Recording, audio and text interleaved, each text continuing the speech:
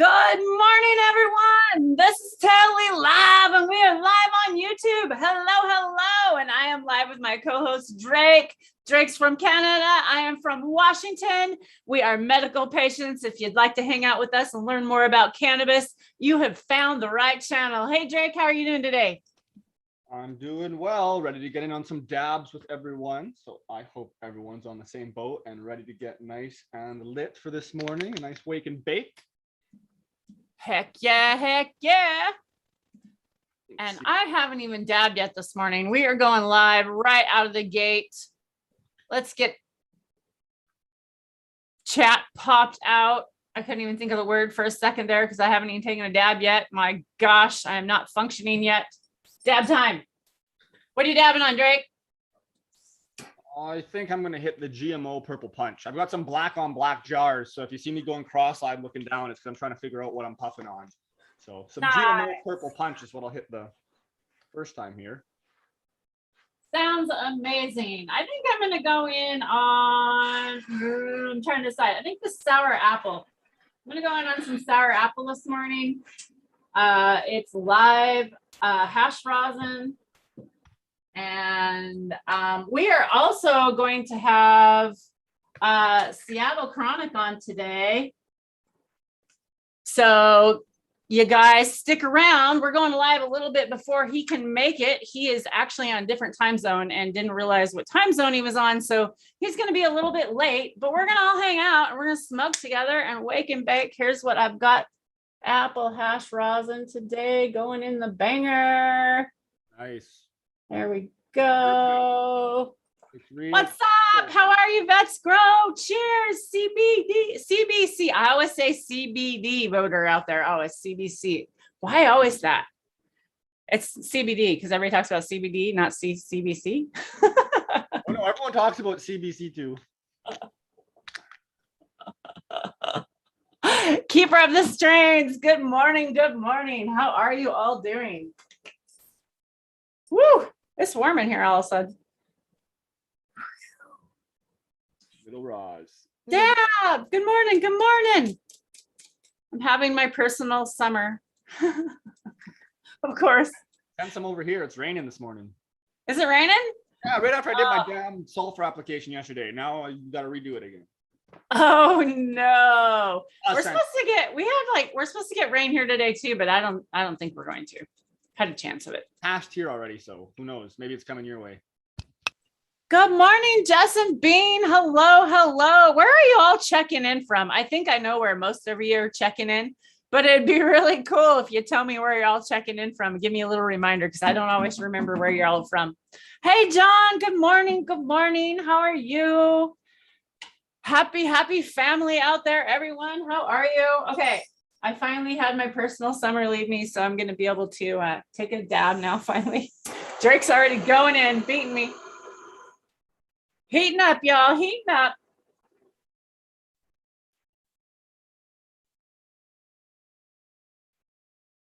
Who's medicating, microdosing? What are you doing out there?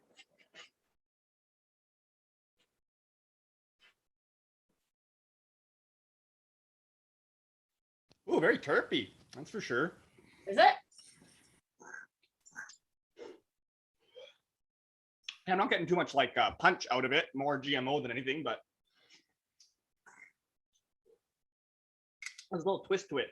A little almost sweetness, but it's a bit caustic. Oh, this is a big dab. Woo! I think I got a little big on this one, but hey, what the hell?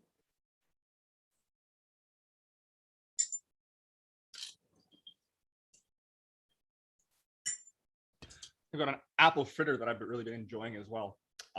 Zero apple for me. Like it's furthest thing from apple, but really nice quality. Well, this sour apple does not taste like apple at all. We still need to experience Kathy's apple tartlet. That's no longer. It's dead. Yeah, that the ghost of Kathy's apple tartlet, or apple tartlet. That's what it was. that was the first one that I had ever tasted an apple fruit. Like I actually tasted an apple on that one. Yeah, I still don't even believe because I've never got to experience that yet. It was really good. Yeah. That's one that I always hear. I'd like to get another chocolate. I know we've got a few good friends that are on the hunt for that, so that'll be cool to come up. But something that's got a nice, kind of deep, earthy chocolate profile like that. I've had a chocolate before, like 6 years ago. That was pretty good. Are you talking really quiet all of a sudden, or am I just a bit of both? Sometimes I just timid the voice down and lean back a little bit. But thank you. I'll speak up and enunciate to the best of my abilities. Woo! I'm just trying to talk through this cough. I know. Woo! So I got a French press. Mine's English. I decided I was going to try French press again. So getting ready to have my coffee this morning. It's a little different. I'm used to having that Keurig, but I don't know about y'all, but I'm tired of being not so regenerative and having all those plastic cups out there. So yeah, I'm getting rid of my Keurig and I'm going to go back to a French press. So I'm going to have some coffee here. What's up, y'all? What's up? Sammy. You better let her rip. It's coffee time. Sammy says, check out the strain Wilson Zero. Interesting. So I've heard of Wilson. Isn't that one of the ones that Lemon Hoko bred with?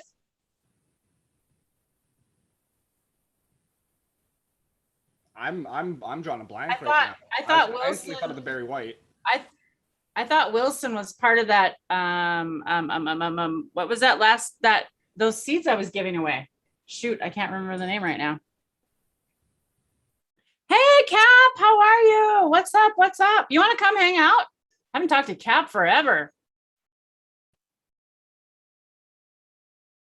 Oh, bummer.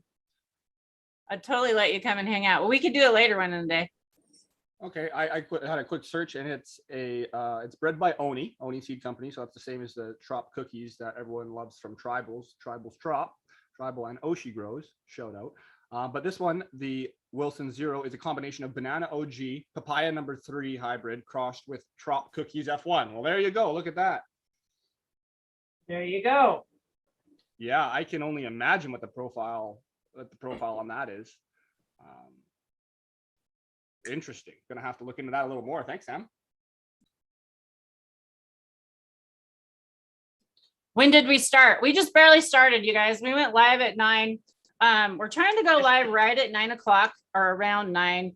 So you guys can count on us. We're trying to be consistent because we know that YouTube and everybody doesn't always send out those notifications to you guys. So we're really trying to be consistent. We're going to try and go live every Wednesday and Saturday mornings at 9 a.m. Pacific.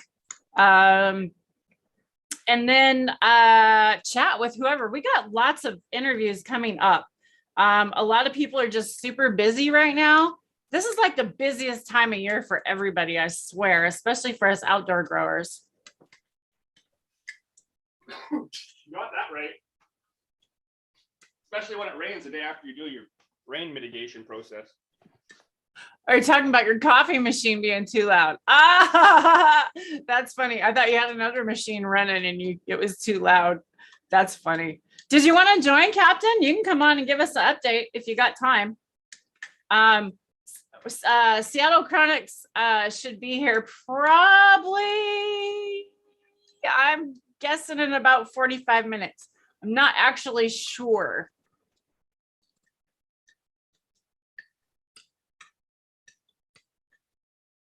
Hey, morning, Cameron River. How are you? Hey, make sure to be on live chat, not top chat. Please smash that thumbs up and subscribe. Give it a share if you're so inclined. But most importantly, let's load up a fat dab. Oh, and I got mushrooms in my coffee today. I have a blend of medicinal mushrooms in my coffee. And my awesome coffee cup. Shout out to my awesome girlfriend. Kathy, love you. Yeah, cheers, Kathy. That not the cutest cup. Dabs up. The cup knows. Cutest cup. Cutest cup. Love it. All right, mystery dab. Just because I can't, I'm too blind. Hi, Ian. How are you? What's up? Oh, apple fritter. It is torch time. Does anybody want to come on and take a few dabs with us and wake and bake? If you have a camera and you're set up and I know who you are, I will put the link in there and let you come on. So here you go. Here's the link in chat. Do some showing of your growing. Yeah. So if anybody wants to join and just smoke with us a little bit, we're just going to hang out a little bit before Seattle Chronic gets here. We're going to be talking with him. He actually moved to Oklahoma for a while. I didn't even know it. That's why he was on a different time zone. I was like, Seattle, aren't you in Seattle? Why are we not on the same time zone? He's like, I moved to Oklahoma and I keep forgetting. So it's kind of funny. No, it's not dragonfly chocolate today. Although I have some dragonfly chocolate in here. Nice. Cocoa's really good.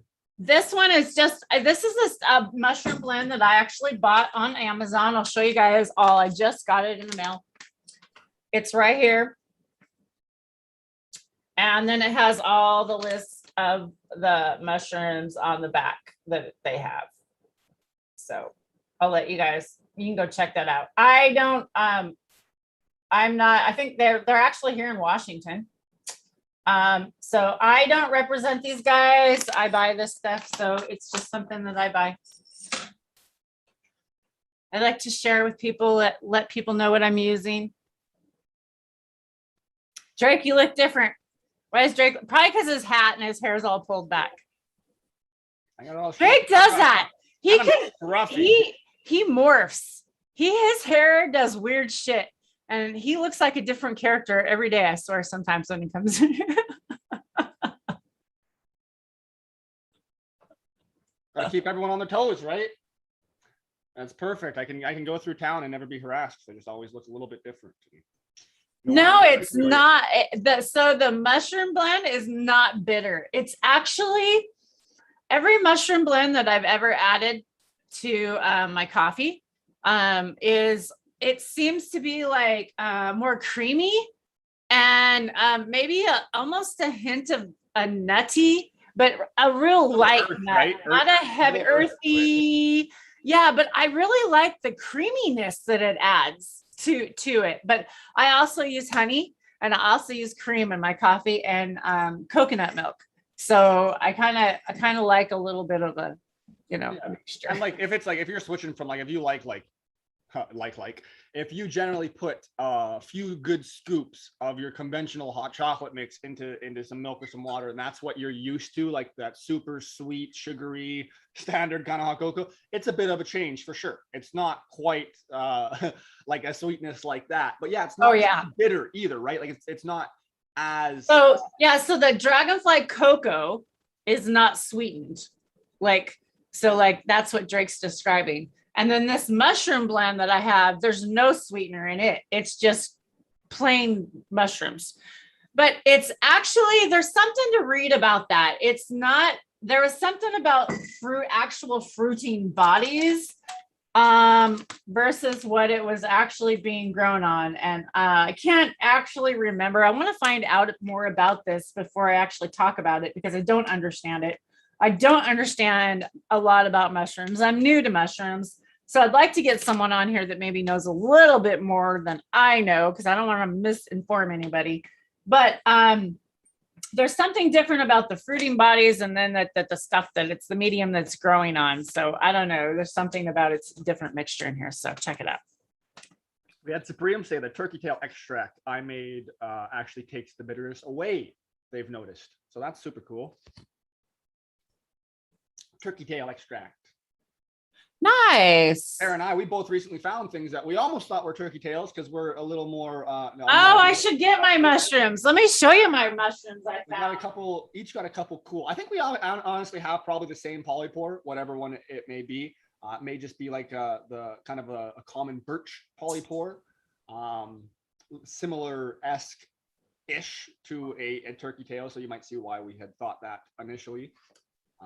But super cool looking, and Tara found like a nice sized one, and I found one that was a really good size. I was really excited about it, and there was quite a few of them, so I didn't even have to take the largest one. I was able to just sneak one off and dry it outside because we had super hot temperatures at the time. I actually have a few. Of course you do. mushrooms that I went out and gathered when we were on our way back from Hood River. Okay. So we went mushroom collecting while we were at Hood River with the mushroom guys. And while we were there, the coolest thing, I didn't even know about this fungi. Whoops, I left it over here. We got it. So there was this long piece of wood, and it kind of looked almost like a fence post. Like I would have thought that somebody painted it. And let me see if you can get a color, if you can get the color of this. Can you see how there's like green? It looks like almost like green paint. Ooh. Wait a minute. Can you see the color of that wood? The difference? Is it very good light? A little bit. Okay. When we get the clarity to it, it's a little bit easier to see. Not quite as good as in person, I imagine, though. See, so if you had, so here's one mushroom, a brown. I don't even know what polypore is this. This is. It's a mushroom we found. So here's a brown. So there's brown compared to green. So look at that. So that green, I thought was paint. It's actually a fungus, and it turns it green. And there's actually value in this fungus because it makes this amazing stain for the wood, and they make furniture and stuff out of it. It's really, really, really kind of cool. I hacked the system so we can spotlight so you can. Good job, Drake. Good job. On Zoom, we have to have 3 people at least if we want to spotlight someone else. It doesn't let us if there's only 2 of us. So I joined in on my phone so we could spotlight. So there's one big polyspore. And then I was thinking of, I don't know what it's called. Polypore. That was pretty much it, but it's just, we're dyslexic, so that's I know. Polypore and polysporin. So there's another one. This is really cool. This one had like a branch growing out of it. And then and then it's got the bright kind of white. Again, I'm so at a loss for the proper nomenclature for everything, but the cool white layer underneath. That's really hard, right? You knock on it, and then it's got a pine cone actually grown into it. It's really kind of cool. That is cool. And then we were also out, and my husband and I picked up like some moss. I like to collect like different little chunks of moss. This was a cool little mushroom growing out. Oh, and I took a picture. Be doing one of those little terrarium things, like the little system, right? You'll be in there making little fucking. I took a picture of this mushroom before I actually collected it. Let's see if we can get that one to focus. And there we go. And so it's a better pic, and I'll show them to you guys. But I'm gonna get the mushroom guys on and have them identify them for me. And then this is a piece of lichen. Lichen, is that how you say it? Lichen? I'm not very good at saying that shit. Lignin? Lichen? Is that the? It's the stuff the reindeers eat, right? Oh, okay. I believe that might be. I think you were closer to it prior. I can't say it.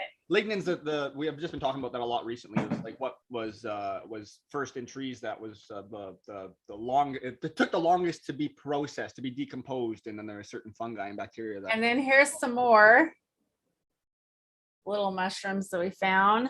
Yeah, just little gaffers. A bunch of conchs. Do you call them conchs? No, you don't call them conchs. I don't even know. There we go. I think just polypores is safe. Polypores. There we go. So, and then one more, which I was super excited about. And I think this is it. But I think we actually found our first reishi. So, there you go. Wow. So I was pretty excited. It was fun. It was fun to go mushroom hunting. It was fun to hang out with all the mushroom guys. I want to learn more about mushrooms, though. It's definitely interests me. I really think mushrooms, microdosing with mushrooms, has really bumped up my ability to start my healing process. I really think that it's helped me mentally significantly. So yeah, just want to share that with y'all. Cheers. Thank you for the show. I haven't even seen all those yet. You've been holding out on me, so that was super cool. I just have them sitting over here kind of in a little box. I was waiting for the mushroom guys to come on and do it. The Fungal Pharmacy, Robert Rogers. Ooh, is that a good one? Okay. Must be a book. Fungal Pharmacy. Okay, we'll have to check that one out. Cool, cool. Yeah, get Paul Stamets on. I wish. It would be nice to talk about those new myco-insecticide, myco-fungicides that he's got. That'd be real exciting. Okay, you reach out. All right. Okay, if you're you watching, all go over there and tag Paul Stamets and say TaraLee Live wants you on there, and I'm sure he'll say, "I'll be right there." We've heard you've got some information you need to get to the people. Because he's obviously heard of me.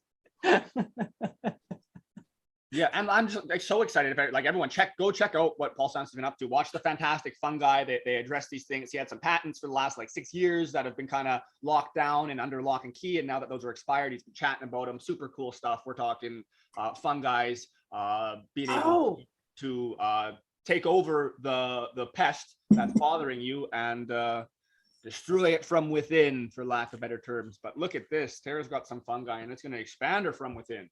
This is the other kind of fungi. We should just take a little fungi. We'll take a little fungi today. Being a fungi or fungal.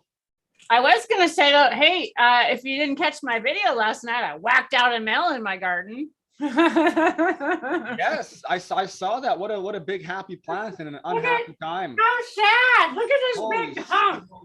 And it was way taller. And it was way taller because whack you with it. Because it was like up here and I whacked all the nards off. Yep, so yeah, I was pretty sad.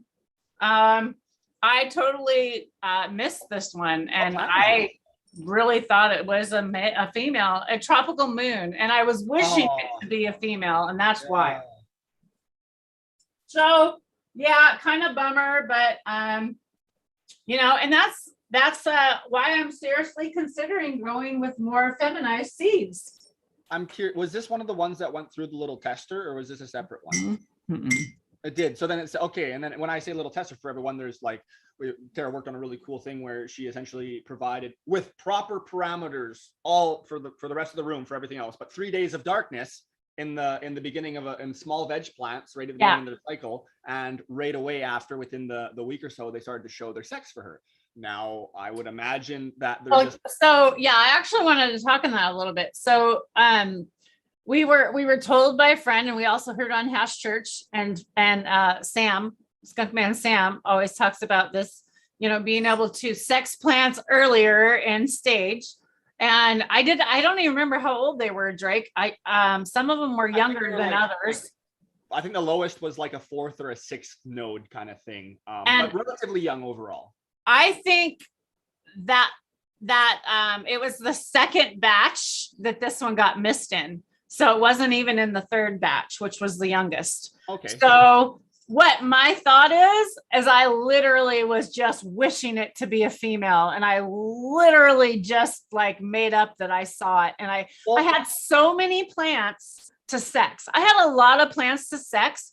And literally, if this is my only male, I think I did very well. Because I know a lot of other people go through a lot longer season and they're growing out males and they're going like, whoops. Trying a new technique, like trying something new, and like overall, like it definitely looks like it's a really valuable arrow in the quiver for lack of a better term. But we'll have to see, because we've clearly come to a little bit of a fork in the road here. I did that with those Donny Burger, and it was the same thing. Mine was more rooted in statistics, but I had popped 10 plants, made it through 9 that were males. And at this point, they're pretty big, because like lots of these plants, I wasn't forcing them. I wasn't throwing them into a separate room because I don't have that privilege. So I was just letting them get more mature to show their sex, because plants will do that. Certain cultivars will do it a lot sooner. Certain cultivars pretty much won't. So don't necessarily make that your motive. Don't be waiting there in veg for it to show you if it's a boy or a girl in all cases. But nonetheless, made it through 9 of the 10, had boys. And this last one, I had this big plant. At this point, it was already in a 7-gallon. It was a big plant.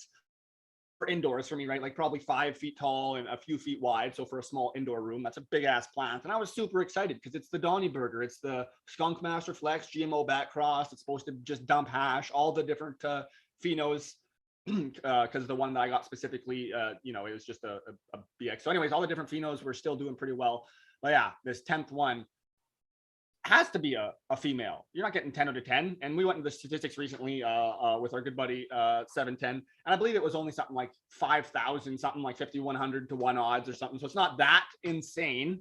But that 10th one, when I put it into my darn bed in the flower room, because I was wishing and certain that it was a female, because you can't have 10 out of 10 boys, was a boy. So then I'm in there chopping the plant down and doing the same thing. But then for me, I'm also like, I'm pretty relatively open-minded, but rooted in science for sure. So it's like, what are the odds of this? Like, did he just like, he made the joke, like just scoop in there and grab the male seeds and toss them out for me? Like, because that's, that's a whole nother debate, talking if you could decipher what a seed will be from visual aspects. And so far we're leaning towards most likely not, but I'm not going to completely rule it out. But yeah, it's just a pretty funny story. You're muted, Tara. We know it's bullshit, Drake. Come on. I do believe there was a recent study that may have cast a little bit more light on what once seemed like a sealed dark subject. But yes, when I say leaning towards most likely not being able to do so, there's been a lot of let's say more peer-reviewed literature that is leaning towards that not being the case. But I do believe y'all want to waste time and take time and look at the bottom of those seeds and think that you can tell their sex. You have fun, because I did. I did it. Yeah, and there's just so many different things, right? Like, what are the chances of me getting 10 males out of 10? Not very high. What are the chances of someone guessing? Look at how many people out there have kids. My chiropractor, he had 3 girls. He's like, hey, I'm gonna try for that boy. He ended up with twin girls. Now he's got 5 girls. I like that you bring that shit happens. And it's, you do see the certain in like with humans, with other individuals, you see the one where it's like they got like six boys. It's like they can't get a little girl, or vice versa, 6 girls and can't get a guy for the life of them. And it's just someone's genetics, someone's DNA is that much stronger. So why would we think that can't happen in plants as well? And it does. The strong survive. So it's more rare. We generally have that 50-50 kind of outlook on things as far as prodigy, but there's no ruling out outliers, because I mean, for a breeder, they would have been just pumped, right? 10 males to pick from, why not? But little old kid in basement was not looking for 10 males.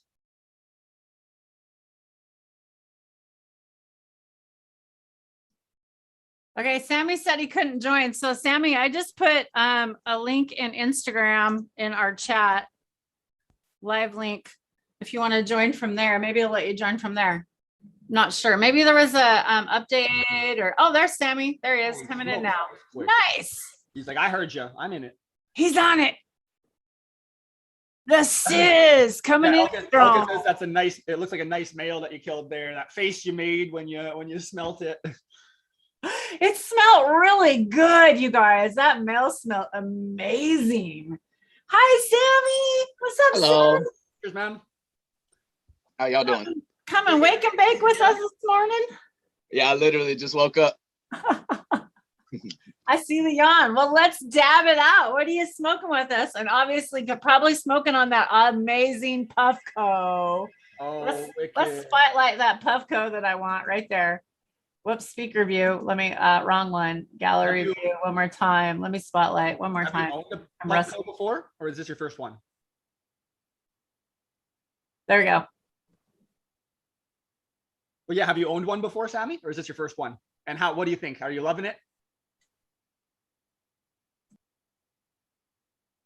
Sammy, did you hear Drake? You're muted. No, hold on.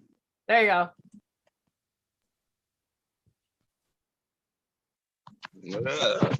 We'll get I'll remove gallery view. There we go. We'll get it figured out. Yeah, my in-call volume is like super low. I don't get it. Oh.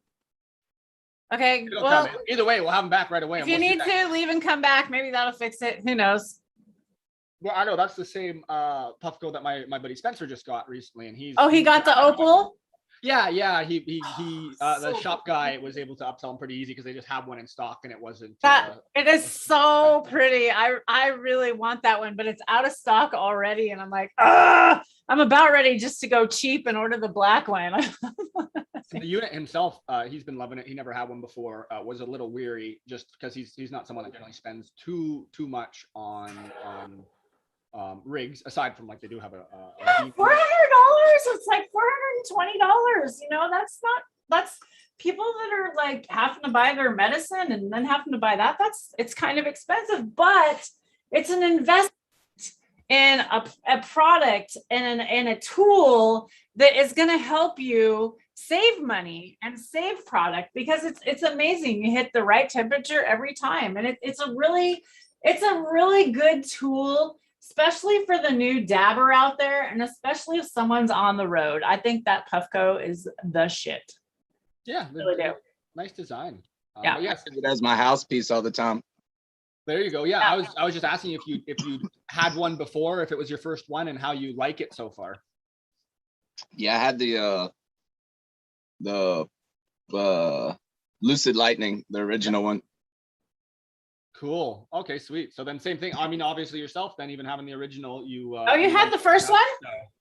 Mhm.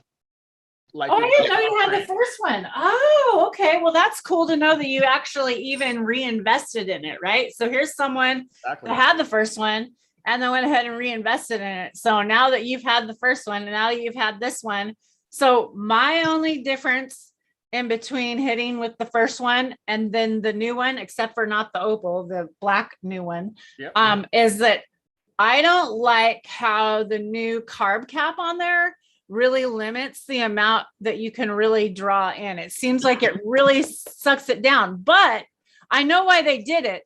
And it's because the old one, when everybody would go to take a hit, people aren't really used to dabbing. They're still kind of new to dabbing, I think. And they think they need to rip on it like it's a big bong hit. And it's like, no, people, you're kind of enjoying this. It's a nice little puff. And it's, you know, kind of more just, you know, elegant like that. It's not just, you know, and they would do that. And then all the product would suck out of there and it'd fly all over and then get all over everything. And so I think that's why they changed this new one. So I would like to know what you think between the two, Sammy. I like this one better. I don't really mind the carb cap at all. It just gets dirty, and once it gets dirty, the air can't come through. So other than that, I like this one better. It hits a little smoother. And obviously the app where you can adjust the time, temperature, color, all that's like super nice. I like that. Yeah. Yeah. Sitting there playing with it on his phone. I'm like, all right, that's pretty cool. I'm now gonna. That is cool. Yeah.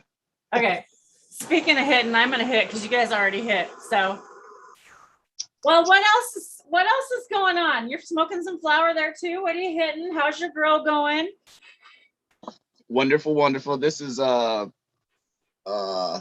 shoot. The Dutch Tangy. Dutch Tangy. Oh, that one I sent you. Yeah. How is it? It's actually delicious. I love it. I kept a clone off of it and I'm flowering it again right now. So. Oh, that's so cool. Okay, so I was gifted those seeds from a person at a conference, and I'm just paying them to everybody. I'm giving them out to everybody. And you're the first person that's grown them out. So that's awesome to hear back from those. I really enjoy them. They're so sweet with it's like let me see how to explain it. Like a sweet, fruity, kind of earthy, but it's really nice. I like the one I got. And they put some pretty big buds on the plants too. Cool. That sounds awesome. Well, it was a grower from up here in the Pacific Northwest, I think, originally, but I'm not totally sure. I kind of lost touch with them. But I do have more of those seeds, and I do need to give out more seeds, but Tara's not so good at shipping things out. We all know.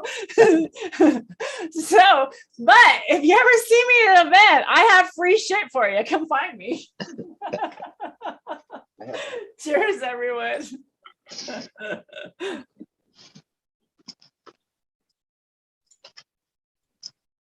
I got a couple of things that I'm excited about, though. I don't know where my camera's at here. Well, let's hear about it. Oh, look at that. Got some of the Mac V2 from Cat. Then I got a bunch of stuff like iRead Genetics, Rasta Jeff. Yeah, what'd you get from him? I've got some presidential Kush Thames Rise. Okay, yeah. Oh, here's one with that Wilson strain in it. Cherry Pie. Oh, cool. By Masonic. Okay. Oh yeah. That was I'm looking funny. for They were the- just talking about cherry pie in the Discord the other day. Yeah, yesterday. Oh yeah. Yeah. Yeah, this is the ones you sent me. It's like Chilanibus seeds or something like that. Yeah. There you go. That's what I got. Chilanibus. Yeah. Chilanibus seeds or whatever. Chilanibus. I don't even know. I don't even, the guy just he's like, hey, you want to just give away some seeds? And I'm like, sure, I'll give away seeds. So yeah, it's cool. Well, I'm glad you threw them out. That's so cool. And I have more for you, by the way. Yeah. So we'll chat later, but yeah. But anyways, Minus the shipping time. yeah, mine. But hey, now that the weather's finally cooled off, I think fall is here, you all. I think it's here already. We were in those triple digits for so long, and now I think, boom, like the heat's just turned off. I don't know about all you feel. What do you guys feel out there? It's still pretty hot here. Is it? Yeah. Well, you guys stay hotter back east. Yeah. We're pretty similar with you here, Tara, but I think we're getting a pretty good warm spell coming through. Looking at 10 days, we're only getting up to like 28 Celsius. Apologies for the conversion. So yeah, you know what? It is cooling down quite a bit because we were definitely in the 30s and 40s for a while there. So well over 100 Fahrenheit. Okay, Elka says, ladies, don't dig too eager and aggressive as general rule. I think I missed that. Was that to something else, Elka? By the way, hello. Hello, Elka. How are you? Nice to see you in chat. Nice. How are you all doing? We have some more. Kathy, girlfriend. I just harvested one yesterday. Got my cards. Kathy.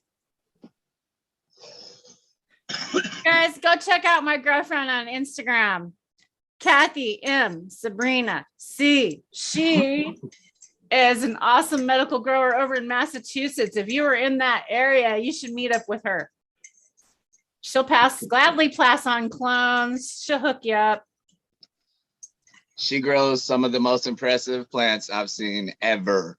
In that tent? Does she not? Yeah. Yeah.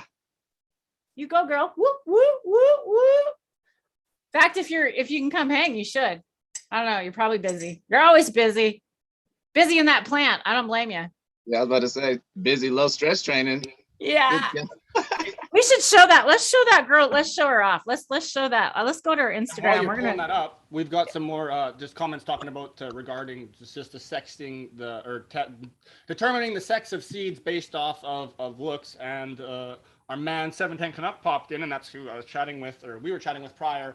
And that's why I was somewhat hesitant earlier, saying I think there was some sort of study coming out that had potentially a little bit of footing with that. But from what we conventionally know, it's generally not the case. What do you think about that 710 if you can tune in? I know he's driving, so he might not be able to answer. But here, what are we seeing, Kathy?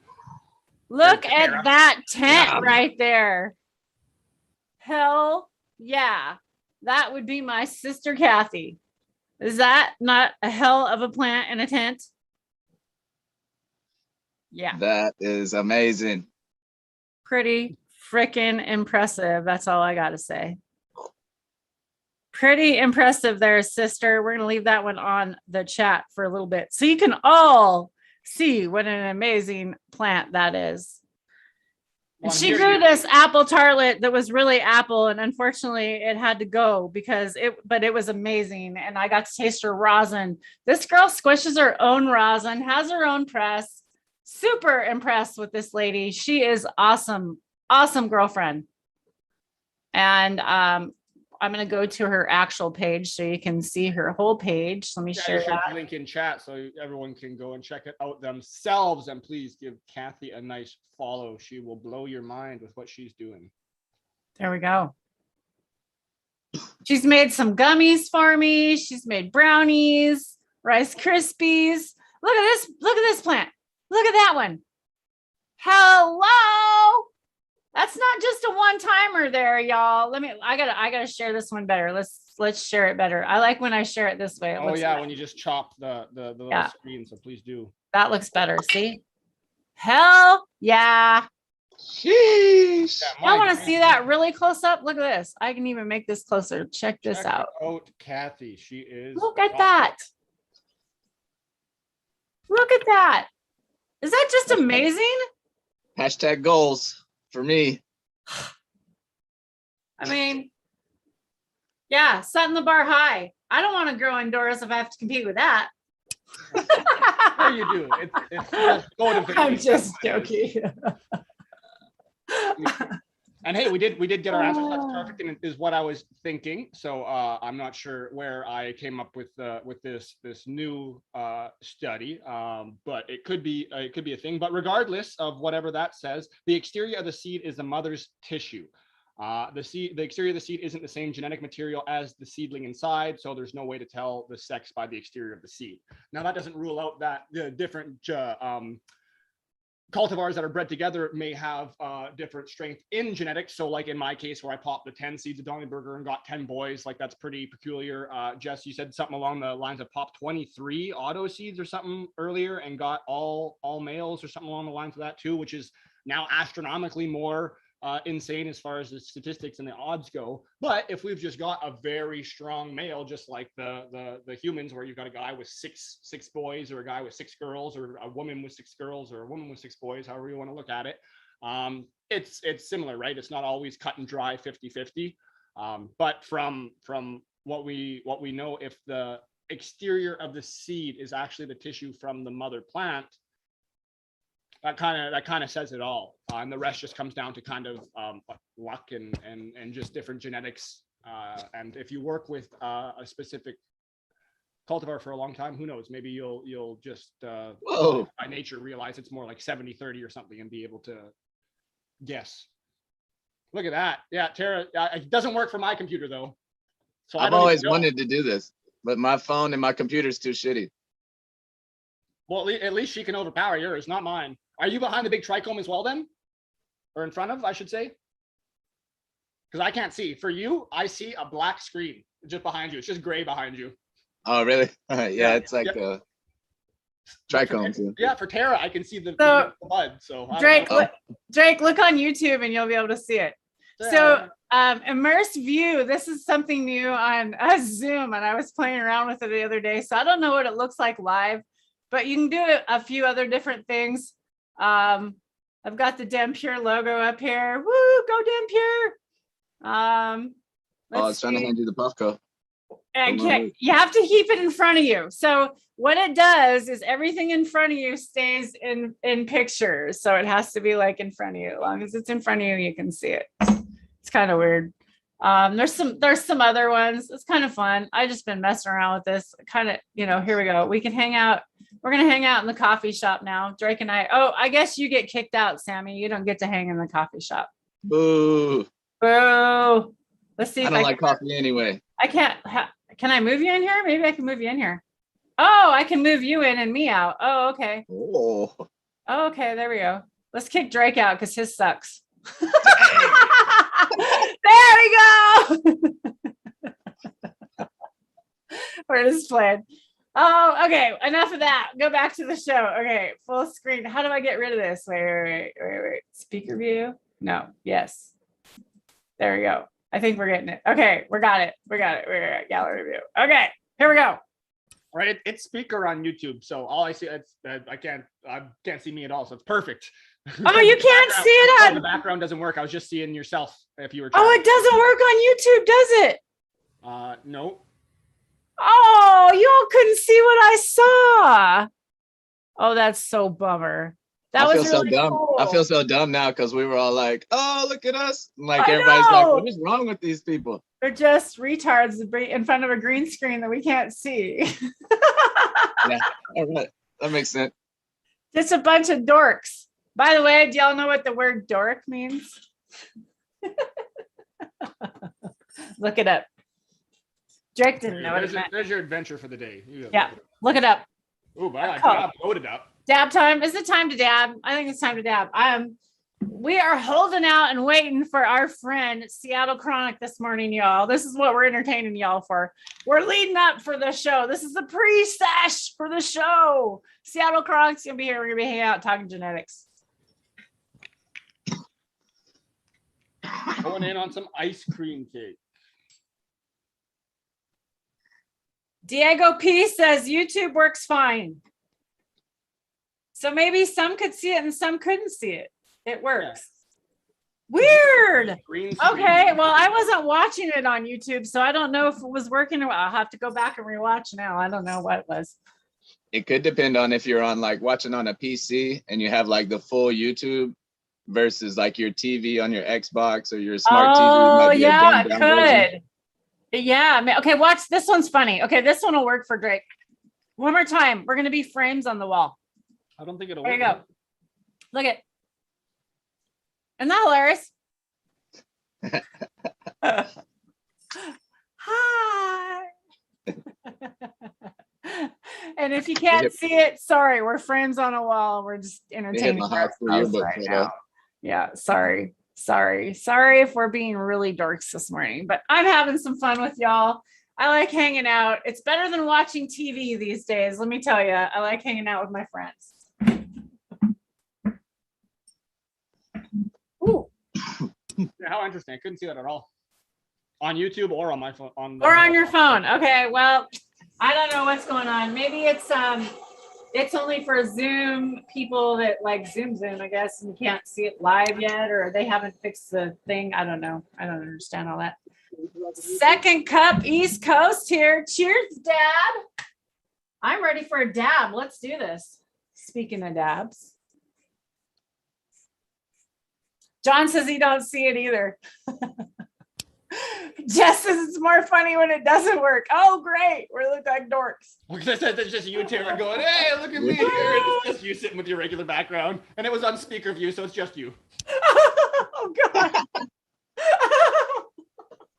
Dab time. I am a dork. Great. Oh, my gosh. I don't mind. As you know, I can be a fool sometimes. I have fun. I don't mind. Y'all laugh. It's fun. I laugh at myself. You got to do these days. Got to do it. What's up, your boy? What's up? Cassie gets the most valuable grower award. I know. Does she not? Like, Kathy would definitely get the most improved award. Definitely. This girl, you guys, didn't even realize you could grow the plant indoors. Like she has never grown. Like this is all like she's so new to all this, and she's done so well. So if she can do that, think what you guys all can do out there if you start younger. I mean, gosh, it's amazing. Anybody can do it, any age. That's what that shows you, girlfriend. And squish her own rosin. Hell yeah, you go, girl. Dab time. I hope you're all puffing strong out there, and I hope you're all healthy and having a good day. And I hope at least we can put a smile on your face for a few hours here. So cheers, y'all. Yeah, Cheers. That ice cream cake did it. It is not the cakey or any of that shenanigans at all. I've never experienced any sort of cakey cultivar, but any phenos we've ever had of ice cream cake, wedding cake, any of that stuff has been pretty on like the danky gas fuel-y side and heavy, and that's exactly what this one is. It's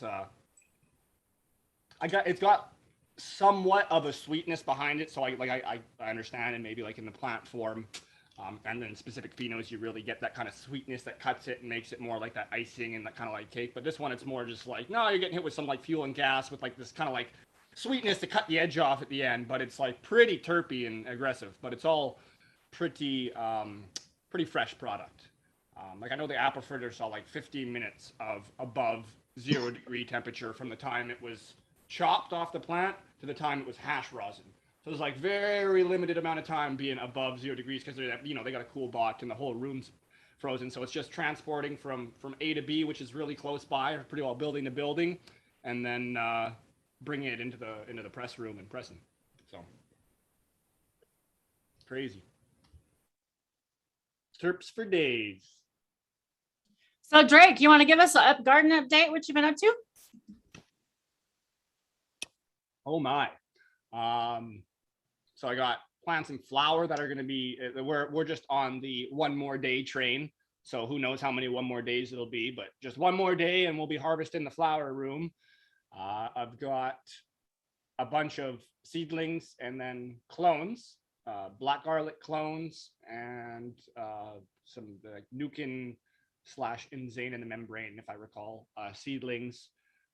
Going to be doing more of the sea of green-ish style going towards that. That's supposed to be like a seed every 15 centimeters. I think because of the amount of plants I've got, can only do a seed every 20 centimeters. So it's not technically following the rules completely, but pretty similar. So that's what we'll be trying indoors, which is fun. And then, living soil, LED, all that goodness. I want to be doing the Congo. That was actually the plan this run, because that's even more crazy, just to try and do Congo and a sea of green indoors with living soil with LEDs. But I wasn't able to have a healthy enough plant indoors to get enough clones from. So I ended up just going with the black garlic and the Nukin. Here we're looking at a bubblegum breath. Number 1, and then number 3 is in behind it. These are from Sacred Gardens. They were some S1s, so they just let some packs out that were breeding projects. So there's should be some decent variance, but because I only popped about 5 of them, and I had a lot of stuff going, so I really went with survival of the fittest at the time. So only 2 of them have made it through to actually getting put outside and ran indoors. So this is the first time running them. This was probably day 50 or something like that. I can't quite remember. It probably says on my post, maybe somewhere in the 40s, maybe somewhere in the mid 50s. So right now they're closer to 9 weeks in total. And same thing, these plants, the black garlic, which are a little bit more close to being finished, still can put on some weight. They have mainly white hairs still, with just a little bit of some browning hairs. But yeah, so these are the bubblegum breasts. Behind it, there's some black garlic, and then these beds are both 32-inch by 32-inch grassroots living soil, and then I've got 4x8 beside it, and they're each in trays with a little bit of like hydrogen underneath them in case there's ever any runoff. There's just never any runoff unless things go poorly. So yeah, here is in the beginning, that's the 4x8. There was a Tribal Gardens / Oshi Grows Tropicana Cookies is this one plant here in this side of the 4x8. And then on the other side, I've got a Robert Street Congo and 3 black garlics. And then these are the 2 beds that I was talking about prior. This one back here is all black garlic. And at the time, this one had a Tora Bora right there closest to us, and a Slurricane closest to us that we could only see the legs of. Both of those were bag seed that I was running for fun, and they just did not perform very well, which was not surprising at all. But I was just curious because the flower I got them from was really nice. So I ended up taking those out already, but the bubblegum breath pretty well overpowered the whole bed anyway, so it wasn't too much of a loss. Outdoors is lots of fun. Outdoors, we've been really giving it a good like Jadam run. I keep saying we're about an 80%, give or take a few percentage rendition of the practice. We've kind of gone through and done like the foundational applications and made most of the inputs and followed the principles to a pretty good T. I'm just really excited for next year because a lot of the stuff because we've only been working on it for about a year and a half or even less. And some of the amendments overall take like 6 months plus and are a little bit daunting to get into overall. Say urine, liquid fertilizer. That's a little bit daunting. Anyways, next season we're gonna have a really good rendition of that done outdoors. And this year I'm already blown away with the results.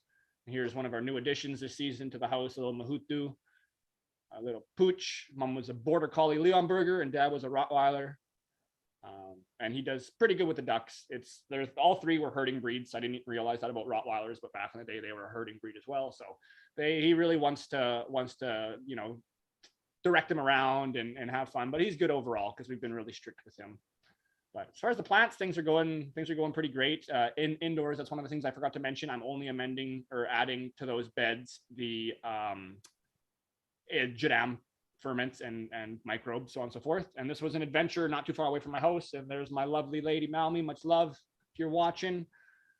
This was just a tree that you don't see trees of this size around my area too much because everything's been logged so much. It's kind of like successive logging. It's not like horrible because they do it rather sustainably, but there's just no more big trees. And from past years where they were a lot more aggressive with their culling of the forest, let's call it, you don't get too many of these left behind. But this one's just kind of off, and it's hard to get to. You have to do a lot of steep hiking, and it's not really easily accessible by the trucks and so forth. So that was a fun tree. Just couldn't help but getting into it.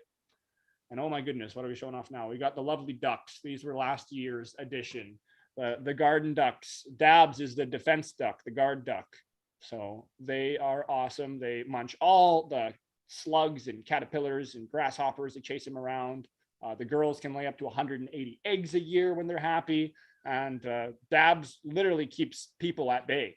Delivery drivers leave my food halfway to the door. The Dabbs is 15 feet away behind a fence, but they just, what's this little raptor thing that's hissing at me? And everyone's always so like apprehensive of them. It's hilarious. And if I let them out, which I try not to because then they're pooping everywhere and I want that to be focalized in the garden. But if I let them out, they'll end up jumping on top of like my fence right near my door. So like there's just this freaking bat staring at you from up top. So it's pretty fun. But for the most part, sticking to the garden, things are going great. We're doing a lot more of just this sustainable sourcing all this stuff ourselves, and finally found some ginkgo. Got my buddy Cam to grab some leaf from his town, or from the town where his grandparents are at, and we made some ginkgo herbal solution and been using that for insecticide and blah blah blah. I can ramble as long as is available, so maybe we should cut it off. No, it's good. Everybody loves to look at flower pictures and get to know you a little bit more. We're always interviewing. We're always interviewing other people. We don't talk about ourselves a lot on the show. I had a few people ask me some questions, and I'm like, yeah, I have chickens and I have geese, and people are like, oh, I didn't even know that. And I'm like, yeah, I guess I don't really talk about what Drake and I do. We kind of, talk about a lot of people. So, I figured this is a good time. Every now and then and bring them into your house. So if you haven't seen that, go back to the episodes where Tara straight goes goose hunting and comes in with her geese, her big ass geese. And when I say big ass, I mean big ass. They are lopsided geese. Look at those. Look at that. Yeah, here's my duckies. Dabbs the duck on the far left, caramel macchiato in the middle, and Sassy May being a shit on the far right, living up to her name, probably giving me some sass. Great for the photo. But I'm a little bad. I don't like taking their eggs too frequently, so I'll let them get up to like 3 or 4, and then I'll take 1 or 2, and kind of, they get real upset if you take all their eggs all the time, and then they start moving their nests around and being upset. So this way, so they don't get. What you're supposed to do is you have a fake egg. So I have golf balls, but they worked for a while. They got onto them. Ping pong balls. They were like, yeah. Well, no. So what you do is I actually hollowed out a goose egg. I blew it out. You know how you blow it out. Oh, yeah. And then I hollowed out and I poured paper mache in there. Hey, and then probably proper weight too, because at least they have. Yeah. They got the one. But you can also get rocks. If you can find a rock that's similar to the size of an egg and paint it white, that normally works too, because they like the golf balls, but they would yeah, but those are small, and then those are too small. I kept adding them because they were burying them, and then I think she just got pissed they didn't hatch and was like, these eggs are no good. And then it was just like, fuck this. But yeah, they're great, but they get brooding a little broody, and a brooding duck or a poultry is just a grumpy duck. They'll flop up, they'll be a little more aggressive. When an animal goes into this brooding stage, it takes a lot out of the animal, and people don't realize that. So if you're really not going to let them sit on the eggs, sometimes you don't really want to do it, but sometimes you do want to do it because maybe you're going to let them sit on the eggs in the future. So you want to know if they're going to be able to be a bird that will do that. So I don't know. It's kind of hard to tell. But I've Well, I also would say had generally birds. you don't want to have them brooding because, like, But even now, like they pull out all their they feathers. pull, yeah. What they do But is they they're start kind of- pulling out their feathers, and that's what I was going to explain. What they start doing is they start pulling out their feathers and they line this nest, starting to insulate it for their babies and their young. And so it takes a lot out of chickens do it, birds do it all, you know. Think about a bird producing an egg every day, the amount of protein and the calcium that it takes for a chicken to produce an egg every day. It's crazy. Now, ducks don't produce them every day, but some of them can almost. But so it takes a lot out of them, as I was saying. And you want to, if you're not going to have them sit, you really don't want to let them do that. If you know, you really care about their health, or if it's something that you're going to do.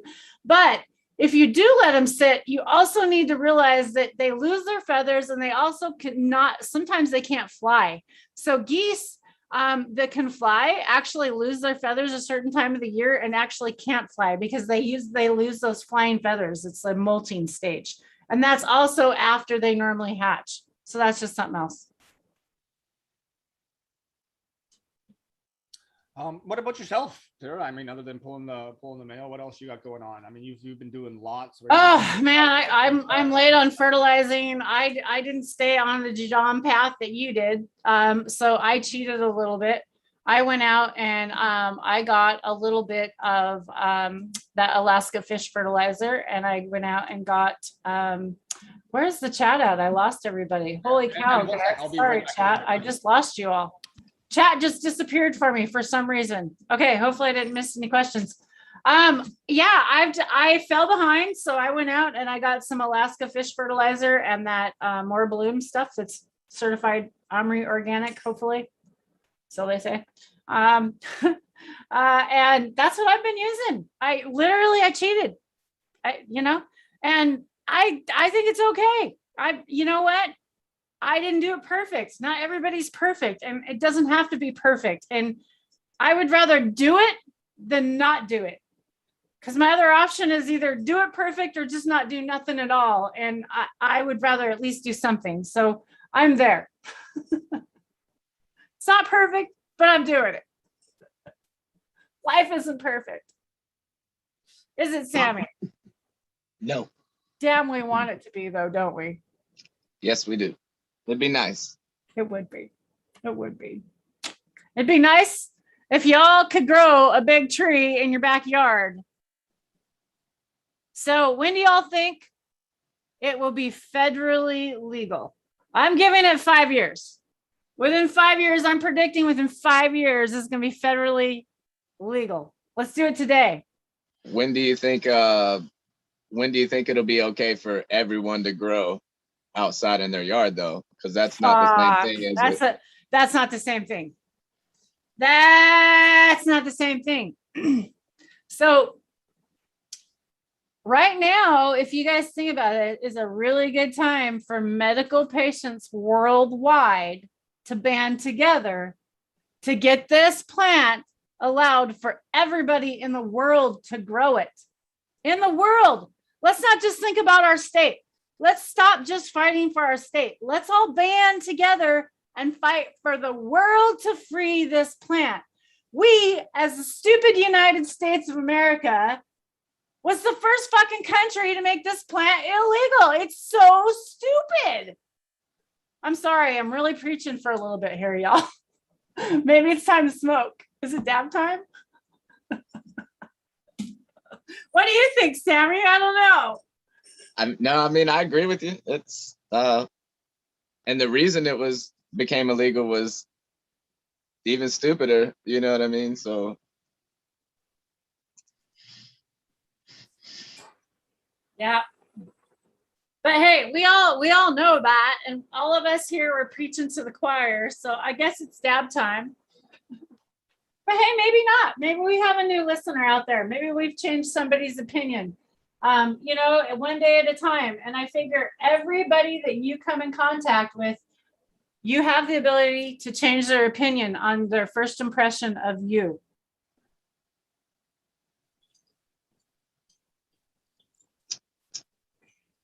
And you're representing all of us.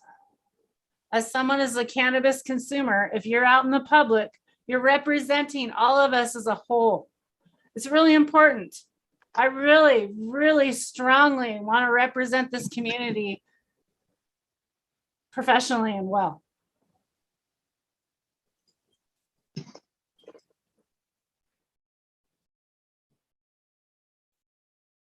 And with open arms and love.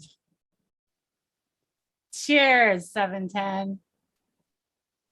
Overgrow, overshare, overcare, overseed, everywhere, worldwide. Hell yeah, John. You got that right.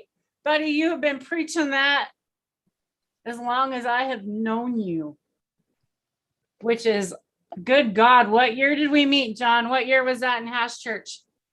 I wasn't as early as you guys. You guys were like first on in that Hash Church the first year. I wasn't there the first year, I don't think. I came in later. I watched them, but I wasn't in the live. I didn't even know they had the live. In fact, Hash Church was the first time I ever chatted in a live video. This is what, you guys, it's all Hash Church's fault. It's the whole reason I'm here today. You can blame it on them. Both man, it's your fault. Marcus? Or thank them. Depends on how you look at it. Glass half full? Half empty? Well, I'm just, oh, sorry. What's Sammy? I was gonna say, I'm glad you're here. I have fun watching y'all's show. Well, thank you. Thanks, Sammy. Just had to check on those ducks, sassy little ducks, and let them out, and they can go have a bath and chase some of the snails because it just rained. So they'll go out and wreak havoc on the snails, do their job.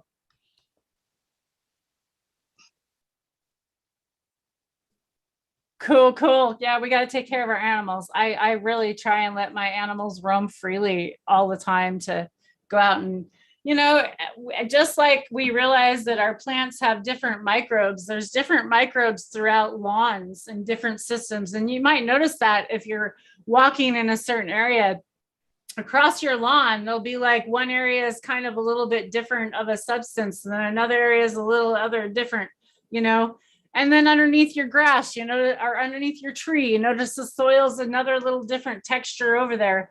So there's just several different textures and different microbes everywhere.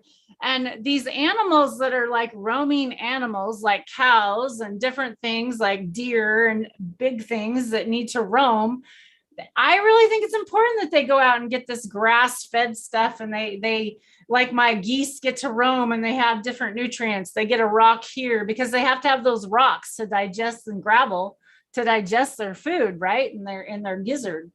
So it's, I don't know, it's kind of important that they do that. You don't just put them in a pen and you just keep them there. And I don't know, I'm just really weird about, natural farming and natural growing of animals as well. Yeah, and you just, again, we always like to express it, but just do what you can, right? Like it's, if your environment or any other factor is just restricting you from being able to do something fully, that doesn't mean you can't start and do at least what you're able to for your specific scenario, right? And then you can just work on it. You can kind of build your passion and find out how you can start incorporating things into maybe an area where you once thought you couldn't do it at all, because you just get a better understanding. So don't be let down necessarily if you're stuck in an upstairs townhome apartment or something like that, because there's still lots of stuff that you're going to be able to do overall.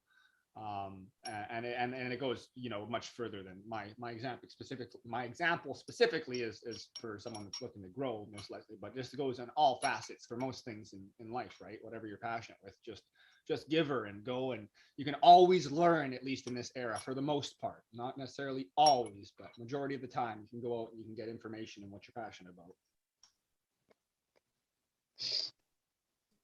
Elka, we're sending love and good vibes out there to you and your dog. Yeah, you got that right. Healing power. And everybody else out there that's dealing with anything, I know we have some people that haven't checked in yet to chat, and I know they have some cancer issues going on. I know a lot of you out there are healing with a lot of things and medicating. So good vibes. And we're going to puff one out for you all out there if you're dealing with something tough today. I'm loading a big one up. So Go for it. What are you puffing on anything different? What else are we going to talk about? Yeah, Ghost Train Haze, Gelato, and we made some CBD diamonds just for shits, just out of isolates. So just topping it with a little bit of CBD because I mean, why not? We never touch it. It adds that medicine-y taste you just don't need at the end. So why not? I'm not too over the moon for the effects. It just in the context of I don't know if I could really put my finger on. Yes, it definitively does this each time, or this dab of this isolate works. But I find for whatever reason, when I add it to like a ridiculous size dab, for the most part, like closer to a half gram than a quarter gram kind of thing, it really cuts the cough off, which is it's probably just psychosomatic. Probably just something with the flavor hits, and for whatever reason, my brain does something to make it seem more reasonable. But for whatever reason, and that's been repeatable, I find when I add it to it, it just seems to knock the cough off to the point where like I'll take a rip and it's so big that I'm like struggling to get the ripping because you're like, oh, this is going to be horrible. But then you kind of pass that threshold, and then it's your body's like, oh, you know what? Too late. Screw it. Just you're fine. I don't know. It's such a weird thing to try and describe, but it happens quite a bit. And for pain relief, I won't negate that maybe, because my lower back is just a son of a gun. It never eases up for whatever reason. Nothing to do with me constantly slouching and not having proper form, I'm sure. But it tends to help with that and numb that pain so I can slouch and not have proper form even more. I got to figure out this circle. Yeah. So, by the way, if you're all just tuning in, Sammy is not Seattle Chronic. He is coming up. We're having a little pre-sesh before he gets here. We're warming up the party, getting the vibe going. So get the news out, y'all. If you think someone wants to hang out and chat with us all, he's going to be coming up here shortly. I'm guessing in another 15 minutes or so. Haven't heard back yet from him. Let me see. Nope, haven't heard back yet. So I'm guessing in another 15, hopefully. We'll keep smoking, have a pre-sesh for him. So we're going to be talking with Seattle Chronic Seeds. Hey, maybe we can get him to give a pack of seeds away. Some that I don't have to ship.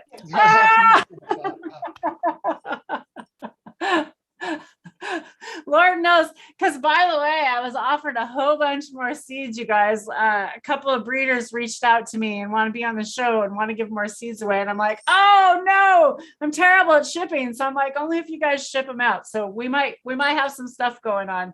If anybody wants to ship out seeds for me, if I can pay you, like pay the stamps and you want to do it for me, I'll let you do it too, because like I'm just not organized enough, y'all. And yeah, and I don't want to promise you something and not get them to you, because I hate that. So it just stresses me out. So but if you ever at an event, let me tell you, I had seeds with me, but nobody really wanted any, and I have a whole bunch of new seeds. I'm going to get some autoflower seeds. Speaking of autoflowers, oh crap, we almost forgot to shout out the autoflower guys. We got the autoflower guys that came on. They have an autoflower show tomorrow, you guys. Every day. Is it 10 o'clock Pacific our time or noon? Oh shit. Yep, the Autoflower Show, Firebuds 101, hosting a free class on IG. Autoflower. Drake, it's okay. Go ahead and breathe for a minute. Go ahead. Sundays at 10 Pacific time a.m. I'm like, Drake, breathe. Got to fight through, Tara. Just fight through. Fight the pair. I don't know how you do it, man. Me Tough neither. and tough. The Dabbin cabin's puff and tough today. Yeah, we got all this extra time for activities. Holy hell. It's going to be a good show today. I'm going to be well lit. We're in lockdown again. Oh, I'm sorry to hear that. What's up, Stu? Is Stu in the house? I don't see Stu. Where's Stu? I just seen him on my TV's chat. Do I not? Oh, I see. Oh, KNC is in the garden. KNC Gardens is in the house. Sorry, everybody, I missed it. And Jeff Papalia. Sorry if I missed that. Sorry, you guys. How did I miss you all? Small Tubes, what's up? I missed all your names. I'm sorry. What's up, y'all? My chat, like, I must have like a update that I'm not doing on my computer. I'm gonna have to check that out. For all Yeah, hosts and Snapchat. co-hosts, make sure you're on live chat, not top chat. Yeah. By the way, I got it on live chat. That was the problem a bit ago because I refreshed. When you refresh, it goes back. Okay, so we're not big enough to really care about, we want everybody to read everything. When you're really a big superstar like Paul Stamets and he goes live, you don't want to read it all. So he would want to leave it on just top chat because he would want to just read the top stuff because, he wants people that want to be censored by YouTube. That's who you want to have. If you want to be censored by YouTube, there you go. Hey, we got a new person coming in. Holy shit. Yeah. This is a surprise guest in the house. Surprise guest in the house. Let's see. We'll give him a minute set up. We'll give him a I'm minute. here. Hi, man. Good morning. What's up, Good morning. Matthew? Hey, we got Matthew in the house, you guys. He is the bug man. If you didn't know, let's go. I'm going to go show your Instagram page. Matthew, what's up? And so much more. Yeah, cheers. Not a whole lot. I'm sure you guys all saw it. I was just posting about the hop latent viroid on Instagram. So I guess that's something that happened recently. A lot of people had a lot of opinions about it. I saw you that posted and I was like, holy smokes, 100 and some comments. I was like, that was a hot topic. And then I looked back and it was like minutes or like less than an hour or something. I was like, holy smokes. Yeah, it's a real controversial topic. And I think it's going to be one of the, I'm not prophetic for saying this. Many more intelligent people than I have said things like this. But it's going to be a huge problem for cancer culture, I think, before there's a solution for it, rather. And other viruses too, for that matter, lettuce sclerosis virus. For people who are listening, not to bogart the convo, but LCV, beet curly top virus, hop latent viroid, of course, and various other viruses that have been, at least in the past, experimentally inoculated in cannabis, which I'd like to see a little bit more research on. But that's something that I'm very trepidatious about. I feel like for a lot of reasons, infrastructural support not being there, people being reticent for a good reason, being reticent to maybe even accept the statements that are made by people in official capacities or even private organizations because they might have conflicting interests. So it's kind of a fustercluck. And this is kind of just like a little side thing, but I just can't express how many times I'm seeing people talk about their variegated leaves, and I'm like, oh no. I don't know if that's something you're coming across too, but I'm not seeing a ton of variegation. I'm seeing a ton of what looks to be sick plants. The thing is that that's why Koch's postulates are so important, or at least the revised ones. For phytopathology, because when you see something that looks like not normal, whatever that might be, and you have to have an understanding of what that is first to be able to assess that. If it is a pathogen, if it is some sort of, first you got to find out what the problem is. Maybe it's just a sport mutation, a simple genetic variegation, like you're saying, that happens because of a replication issue or something.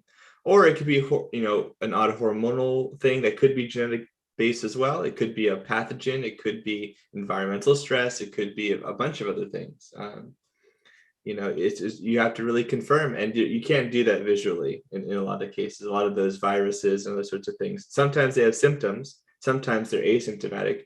Hop latent viroid is really problematic because it's hop latent viroid. It has viral latency, which means that you might have done something that you think is a treatment and maybe the symptoms go away, but it had nothing to do potentially with your treatment. It just was a matter of course. And you think that you're fine, then you give your cuttings to 20 other people, and then you've spread the virus, right, or the viroid in this case. Sorry, I went on a tangent. But yeah, that is the issue, basically. That's obviously transmission from clone, but what about the people wondering out there for transmission by seedling? Is that something they have to worry about as well? Could they get seedlings that are going to be hosting these problems as well? It seems like there is some vertical transmission, not just horizontal mechanical transmission, but also vertical transmission through the ovaries of the plant into the seed. But I'm very careful about how much this is the case. First of all, there's a dearth of research on it, so it's very hard to say conclusively.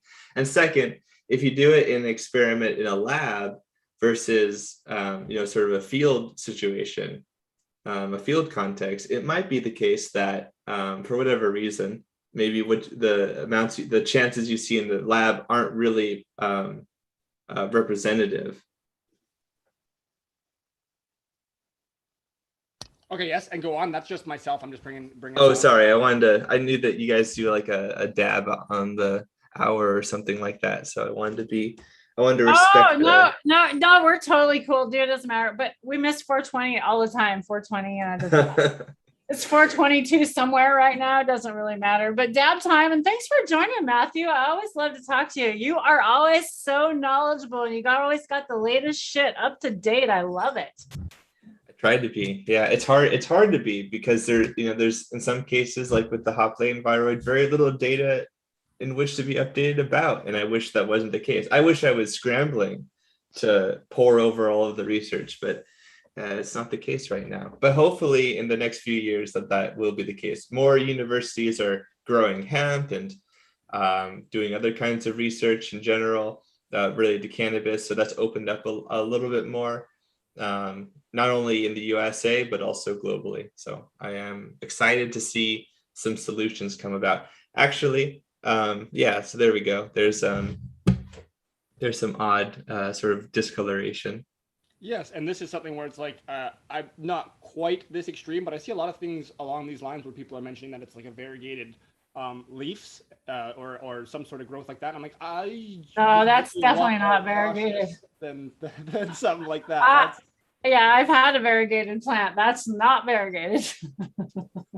Fasciation is another like weird phenomenon that people are really enthralled with, where when the like you get stem fasciation where like the stem has become like kind of flattened, or you can get it some floral variegation, or not variegation, fasciation, where like it kind of the flower has sort of like crested. Yeah, it does that morph like bloom, and it's all like some weird hole thing, right? Yeah, it looks kind of alien. I kind of like it. Elongated. It looks really cool, and we're all like, hey, this is different. If you see something like that, well, then I'd be like a little more inclined, right? It looks very symmetrical, and like I just like myself for not even having a deep understanding of just the plants and getting more deep into anything along like the lines of yourselves. It's still like would make more sense to me that yes, that could be something that's not necessarily like similar to like what I showed before, right? Like this looks a lot more symmetrical. I'll just stick with that. Yeah, I mean, I feel like I'm reticent to give like signs that like things are okay or not okay in a world where we don't have a lot of info. But if you know a little bit about, but like you say, if you know a little bit about like pathogen infection, specifically viruses in plants, you might be able to make some educated guesses where there's none to be found or no research. Like you're saying, a lot of times. Sorry, I didn't mean. Is it? Someone was asking, is it? Can it be found in seeds? Yeah, it seems like that's the case. It seems like it can be, but the transmission rate, at least in some of the research I've seen, is rather low. And other people are doing research about this.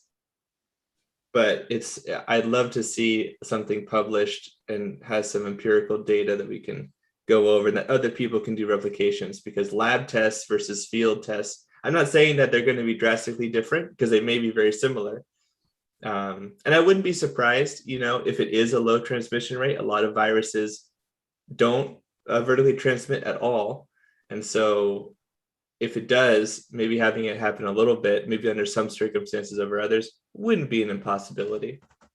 Well, I've got a pretty neat case right now, and I've got a little photos for the most part, but it's kind of a mumbo jumbo, and with the YouTube sharing, it's a little bit laggy, so I don't want to bounce around too much. And I've already shared the important one, which is the sick plant, essentially, to some degree. And it's really neat because those plants that I showed, the one first specifically is one of my plants, and I've got two cuttings from the same plant, which was a seed, which was a bag seed that I got from product that so it's like a product, found a seed just because it had this crazy nuking loud nose. I was like, okay, I'm gonna pop a bag seed, why not?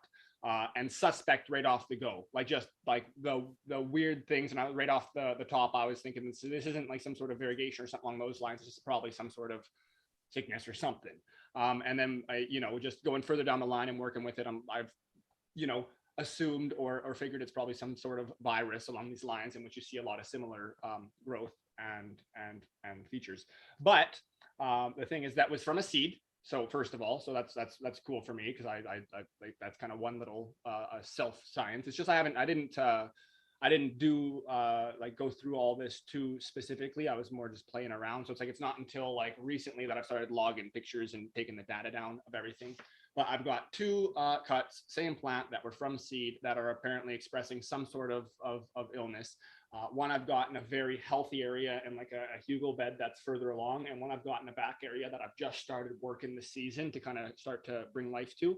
And the one that's in the back area is, like, as you could see, was very unhappy. Like, in my mind, that's pretty sick, and like the stunted growth. And I can't imagine the flower formation is going to be extremely happy, but we'll see. It's, I'm on the roller coaster. Now, the other plant that I have that's in the more diverse area, which is pretty well the only difference it's getting. Everything else is the same as far as inputs and environment and so on and so forth, yada yada.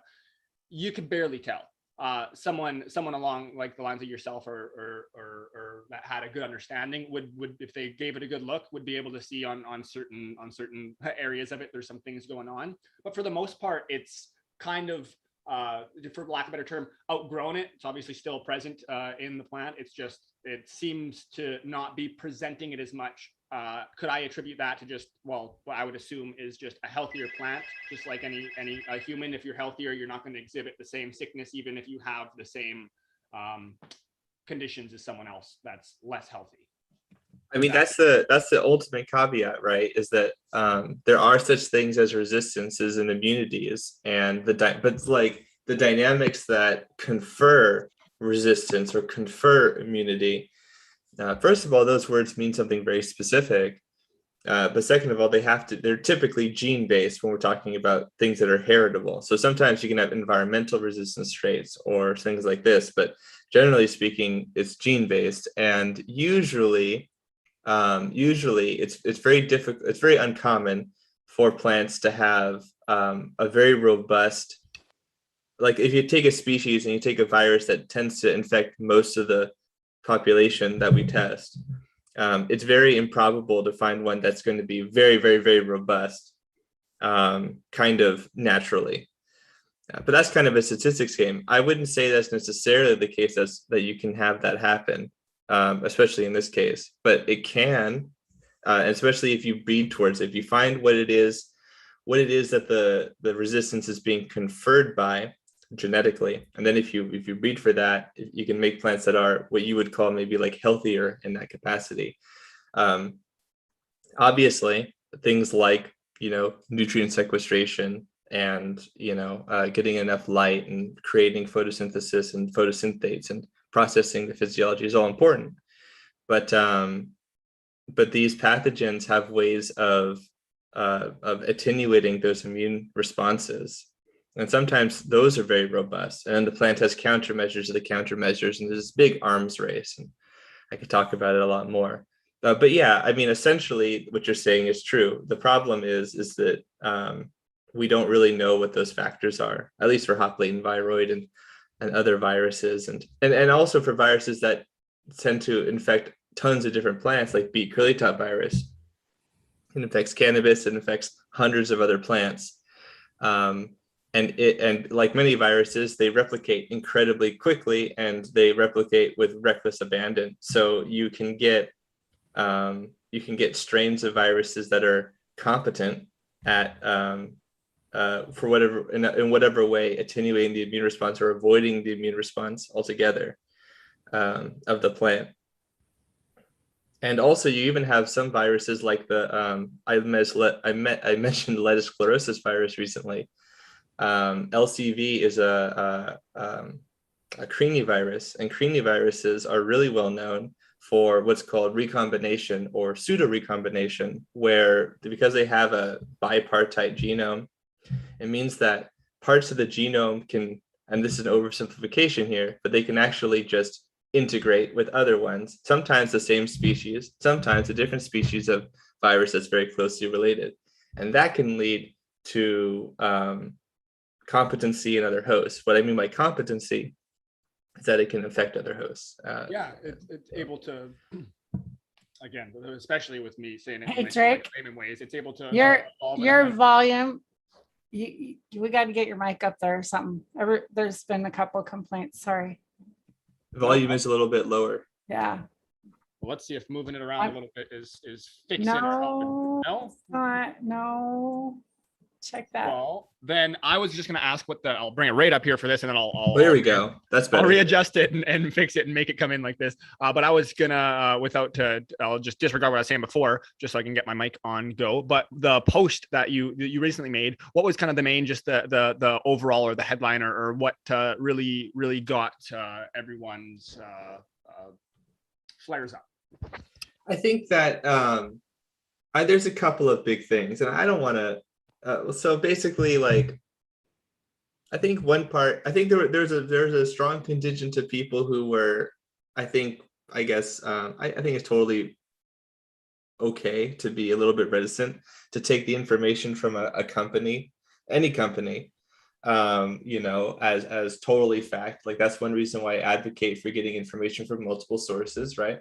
Especially in a situation where we have very little information. Sometimes you have to grasp for people who have experience, whether it's because they just happen to be pioneers in a particular facet of research, or because they, like in this case, the dark heart nursery, they happen to have a lot of experience and also have techniques for controlling it. They're not the only ones, for treating it, I should say, not controlling it. And they also found a lot of it in their own nursery stock. And so they've made great efforts to kind of ameliorate that situation. So I think that on the one hand, I think it's totally valid that they would have some experiential information that is totally helpful. On the other hand, I think that is also totally valid to maybe understand that a group could have maybe ulterior motives or conflicting interests. Some people, I think, were surmising that that simply because that's possible, that that means that they must be being duplicitous, and that's not true. That's not necessarily the case, right? I'm not going to stand up here and say that I know one way or the other that that's the case, but a big part of it is that a lot of people had experiences that seemed to be hop latent viroid associated, either with that company or abroad, and then other people were very reticent about it, maybe because they haven't experienced it, or maybe because they felt like they did and that they somehow were able to alleviate it. And it's hard to know really, the veracity of some of those claims, just people on the internet saying stuff. So it's why I'm excited to get more information on it in general. A lot of people had negative interactions where they had, according to them, received clones or cuttings that had hop latent viroid, and that had a really deleterious effect on their cultivation. So that is a problem, but it's not any one individual or entity is issue. It's going to be a problem for the canicultural community, and I think it's really important that we try to like be biosecure in our practice. But of course, I'm biased. Well, I love where you're at with seeking information and presenting it constantly. Good information getting out there. There we go. Tara's let me know the mic is still not up to par, so I'll get that fixed up for you later. But I felt like it's louder. Maybe you're just. I picked it up again as soon as she Okay. started giving me some flack visually over there. But thanks, Tara, for keeping me on my toes. And I see we've got, says the captain, but Seattle Chronic has shown up. How's it going? Yeah, so I'm like the captain. I thought Captain Turp jumped in from out of chat. I was like, oh hey, Captain Turp jumped in. The captain. I didn't. Do you go by the captain as well? I only knew you by Seattle's house. And Matt Zenthal was here talking. We were talking about the virus. Do you have any questions for him? We've got a lot going on right now. I guess so. No, it's a lot being thrown in my face all at once. So. I know. To start off, just going with the whole captain thing, it's just kind of a joke to do on the Love Boat. That's kind of one of my things for my identity back. So yeah, that's what it's going off as, Captain Stubing from the Love Boat. So I am glad to have I loved that show. Shit. We all know. that's what I'm. It was always playing in the background. So you know. Yeah, that was my show. That and Fantasy Island, dude. Okay, taking me way back. Okay, so let's get back on cannabis here. So you're our main guest today. We were just kind of having a pre-session. Matthew Zenthal. Do you know Matt? I'm sure you know Matthew. I'm very familiar with Matthew. Okay. I've never got to meet him officially, but there you go. Pleasure to listen to him speak, and I followed him for quite a long time because he is a huge source of information for our community. And so if you do not follow him, I would highly recommend it, because I can't say enough good things about him. So I was only able to hop on at the end, and I don't know exactly what virus you guys were referring to. Was it like a HPLV or something around? Like what virus? Oh, yeah. That was the main one. That was I just mentioned that they asked me what I had been up to, and in the last 24 hours, I made a post about the hop latent viroid with the Dark Heart Nursery article that came out, talking about how expansive it is, and many people had opinions about this. So. Yeah, and it's becoming a relevant issue, especially with nurseries and things, just latent viruses and viroids and cannabis in general. It's having a nursery and having dealt with kind of weird pathogens and things that we don't necessarily know the trace of, it's becoming a huge relevant topic. And to see them kind of making a headway in the topic and at least documenting things. But we've come across a few viroids or pathogens that were similar, and I don't know if it was, the latent virus or whatever, just because the kind of problems we've had, of course they're gone now. We got rid of everything that was in the nursery and kind of scrapped, but started over. All right, if you'd like to see the post, if you go down a little bit on that account, I don't know who's, it's that one right there. It's that post. Okay. Yeah. Anyways, continue. Sorry, I didn't mean to interrupt. No. That's I was kind of wanting to look at it. So it's just something that we've kind of noticed as well, and it needed to be, I guess, addressed. And it's good that there's people like you and them kind of really assessing this and bringing things to light, because we're going to have more problems, especially with the amount of clones and things that have been spread. And there's people coming out and just thinking that there's other health issues with the plants, and we're just scraping the surface. But it's just something that I've been following very closely and that I've had to deal with myself, dudding, things of that nature. But again, we've also had, it doesn't seem like the same pathogen, essentially. It's like we've had stuff that's similar, but also I think should be studied. But unfortunately, we wiped a lot of the product out and the stuff just to kind of clean and start over from scratch once we were having similar issues. So it wasn't even a thing of notice back when we kind of started, I think it was 2015 or 16, we started having severe dudding issues in the nursery and having to wipe things out entirely, or having clones from California that essentially had dudding, and then you had it passed on to things in the room where it kind of, once healthy mothers basically were taking on the viroid, and then all of a sudden your entire or half of your crop or a third is completely down from what it was. So very relevant topic. I could ramble for hours, so please stop me if I'm Oh, hey, it's perfect. I just love it. I love that you've already been following him, so it's perfect opportunity. You guys have an opportunity to meet and chat, and definitely, this is one of my favorite things is bringing people together and uniting the community. That's why I do lives. So, thank you. It's awesome that you've jumped on. Thank Matthew. We didn't even plan on you jumping in today. We really appreciate you, and you're definitely welcome to hang out for the rest of the live. We have planned on to have Seattle Chronic Seeds here, the captain here. And we hung out at the Autoflower Cup, and your hash was amazing, dude. I loved it. Like, I wish I would have got more. It was good. Yeah. Like, yeah, I would be buying more of that, baby. If it was on the market right here, I'd be buying it. But so let's what do you want to talk about first? Let me show off your Instagram first.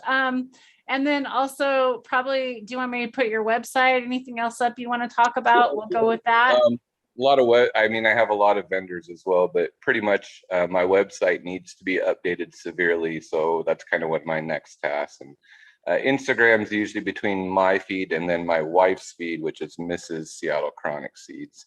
She's been doing a lot more of the posting just because I've been so busy with the move to Oklahoma.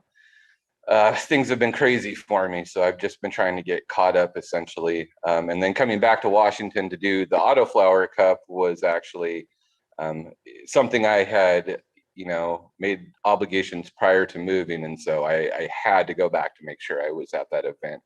And I was really happy to, because the connections I made in the community there is completely, it's a little bit different than the rest of the community. And it's cool to kind of see the sectors of people and, the communities within our community almost. And it was a really good special event.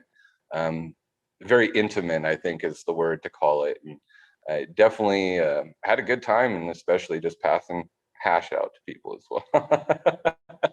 Getting feedback for that. And again, that kind of has more to do with why I moved to Oklahoma, was just because I had a lot of issues myself with Washington, and failed attempts at getting on the market myself, pretty much being bled dry in a few attempts to trying to get licensed and legal. And so I pretty much was, doing traditional market for many, many years, and putting my family somewhat at risk. And the opportunity to come to Oklahoma was presented to me, where they have unlimited canopy. It's still a medical market. And the unlimited canopy had me. I mean, that literally was like, once my friend told me that, I was on a plane here. And so I've been back and forth for about a year and a half, 2 years now, and just kind of fell upon a few opportunities to do collaborations and then do pheno hunting out here. So I jumped on it, and then moved out here now. So we're north of Tulsa currently. Wow, I had no idea. I was like, okay, you're like, I'm on a different time zone. I'm like, whoa, were you in Seattle? Like, I'm like so confused. Yeah, I didn't know you had moved. So when did you actually move? How long so we got settled probably about 3 weeks ago. We had a huge catastrophe move. Oh, so real fresh. Okay. Yeah, real fresh. And so I'm still kind of getting moving, the week of the Autoflower Cup was literally a week after we had moved here. And so it was kind of like I just gotten stuff here and then had to get on a plane and go back out and then come back and get unpacked pretty much. So. Wow. Crazy. We had a question pop in chat really quick. Captain Terp asked, with HPLV, if plants are used with that and they're bred, will it not be passed on to the progeny? I haven't seen anything in the progeny. It's usually direct transmission that we've seen it. Again, a lot of the stuff that was more for commercial aspects, and it wasn't in the breeding area. And so a lot of those things were more for nursery aspects, and they weren't necessarily the breeding stock that we were done. But I did do breeding with a few things, and then kind of tested the stock afterwards, just growing them all out and seeing if there was any issues. And I didn't really encounter anything. But that's not to be saying that it isn't necessarily a recessive thing that could be dominant within the genes that slowly, comes out in time, or there's environmentals that could trigger it as well, other pathogens that could bring it on. And so there's a lot of research that really needs to be done on that subject, whether or not it is passed on generationally through breeding. But from my experience, I haven't seen it. But through like clones and then doing work and passing them that way, that's one of the main contamination issues we had, was either through airflow and spores, or it was just through scissors and cleaning protocols not being in place, people making cuttings on one plant, moving to the next. And that's generally how I feel like most of the contamination was done. That being said, there still was stuff that experienced the same dudding and kind of results when we still were cleaning shears and going through the protocol. And that's kind of why we just eventually eliminated everything in the nursery, cleaned out, and started from scratch again, and kind of had to source things after that. God, that's such a tough deal. Same with those russet mites, man. You get those things in one of those indoor grows. I think root aphids are personally, on commercial scale, one of the worst ones that I've come across. Oh yeah. Consistently, it seems like it's a big thing, but I would say russets and root aphids are probably the two worst that commercial agricultural cannabis have to deal with. Yeah, well, I've dealt with one. And I wasn't indoor, thank God. Well, I started out indoor, right? It came from an indoor, and maybe, well, we don't know. I don't know. Who knows? Not really sure. We'll just leave it at that. My fault for not taking care of it first.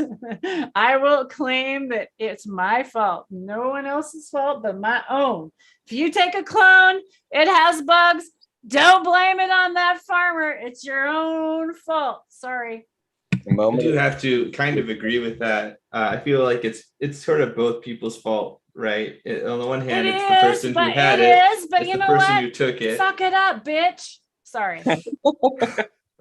It's definitely necessary to like be vigilant all the time and not just trust, don't just trust the homie that it's going to be okay. I recognize that sometimes you're in a pickle and that's all you have to go on.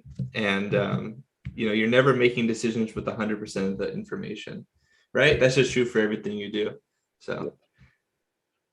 No, I completely agree, because I mean, even with the most vigilant IPM program, there's still travel time involved, or there's things that can happen in delivery, and so it's always good to have a two-part program. Essentially, it's like if the farmer has a good IPM, that's good. Still have one for yourself as well once you get a clone, always, because if you don't, you're going to have an issue. I mean, it's just a matter of time.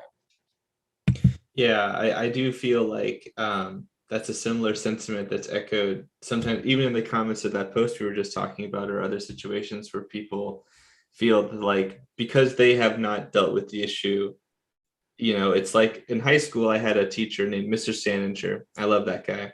Greatest teacher I ever had, in my opinion. He's just phenomenal. But he would tell us a story about the snake stone and inductive reasoning. And basically he held out this stone and he said, "This is the snake stone. It's the snake stone because there are no stakes here.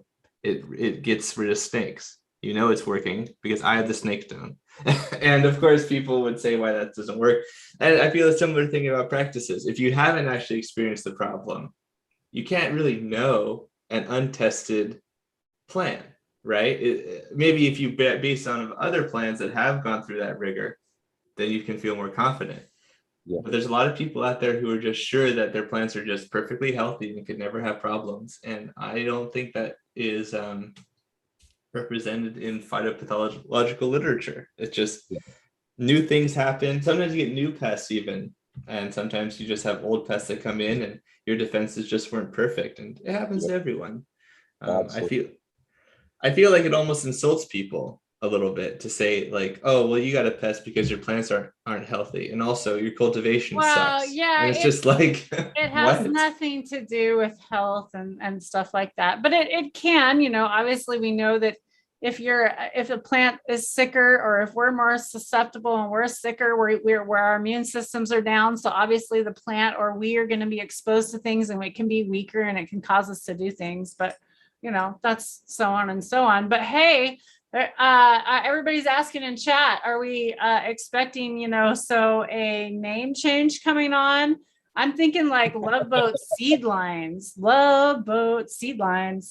There you go. So the we're captain. still going to have Seattle Chronic seeds, just because I have a lot of work still done. One of my partners is up there, based in Graham, and so we have a lot of work going on up there still. I'm still going to keep this company going effectively. It will still be based out of Seattle, but I am going to start a few endeavors here. So there will be I'll have stuff, probably more of the mixed cannabinoid stuff through Seattle Chronics, and a lot of, feminized specific cannabinoids with THCV, things of that nature, to where I'm going to kind of do more of the hype stuff and feminized specifically stuff through the new label. And so we've kind of been putting some thought into this and trying to, make it relevant to, I guess, the move and the state. And so we'll have something coming up pretty soon with kind of a new seed company in the works, but Seattle Chronic Seeds is not going away for sure. Awesome. Good to know.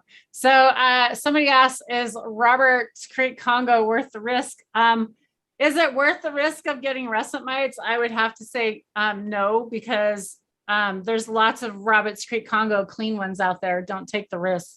Someone will have one come along that'll be cleaner.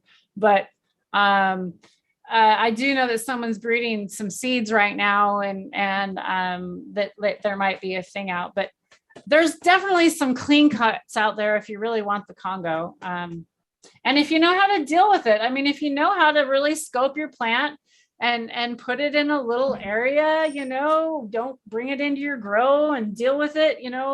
Maybe there should be I'm sure there's 101 episodes on how to deal with a problem plant. Do you deal with problem plants specifically? Do you want to tell them how you deal with it? Yeah, for sure. So a lot of the times we have specific protocols in place, essentially for, our nursery. Basically whenever you receive a cut, especially, it doesn't, like we've talked about, it does not matter the source. We treat everything like it's pretty much going to be diseased with everything. And so essentially we kind of have something in play, a specific protocol that we have on our SOP. I don't necessarily like releasing exact information. I'll let go of certain things, but it's let's say for my personal belongings. So if I was to receive clones, first thing I'm going to do is keep a whole separate room that is, whether it's a window ledge or something that is completely away from it. Anytime you come into contact with those plants, you strip your clothes off, completely wash off before you go. I treat it like it's disease, like I said. So 14-day, 10-day minimum. A lot of times I'll do sulfur dunk, and then potassium salt dunks as well, and then some Bassiana for the roots, and usually that's just kind of a basic mix that I'll go through. So I'll have a sulfur mixture to make sure there's no russet mites. It generally coats as well, prevents a lot of other pests. And then after, essentially I'll do 1-2 dunks of that. I'll go on to potassium salts to make sure everything's cleaned off, and then I'll clean the roots off, and then use essentially an enzyme after using the Bassiana, just to make sure things are clean. A lot of the times we have other specific omni-listed products that we use in nursery, but again, it's like a specific chart that we kind of go through. And so I'd have to pull up our product listing for that. But basic thing for my personal garden is just doing a sulfur dunk, potassium salts, and then essentially washing the roots clean. After you're done doing that, you want to scope it for 3 to 5 days. And so that's kind of like a 10-day window. Then I'll spend 3-4 days scoping, make sure there's nothing new that's been introduced. Once that's kind of in the clear, I'll move it into the veg, into a separate section. So I have a separate rack that's like an introductory rack that's still away from the rest of the veg. And then so you can kind of monitor things. If you see pests kind of jump up, then you can, take things back and then start applying your IPM a little harder on the other side. But that's usually how I like to approach every single clone that comes into our nursery or to my grow.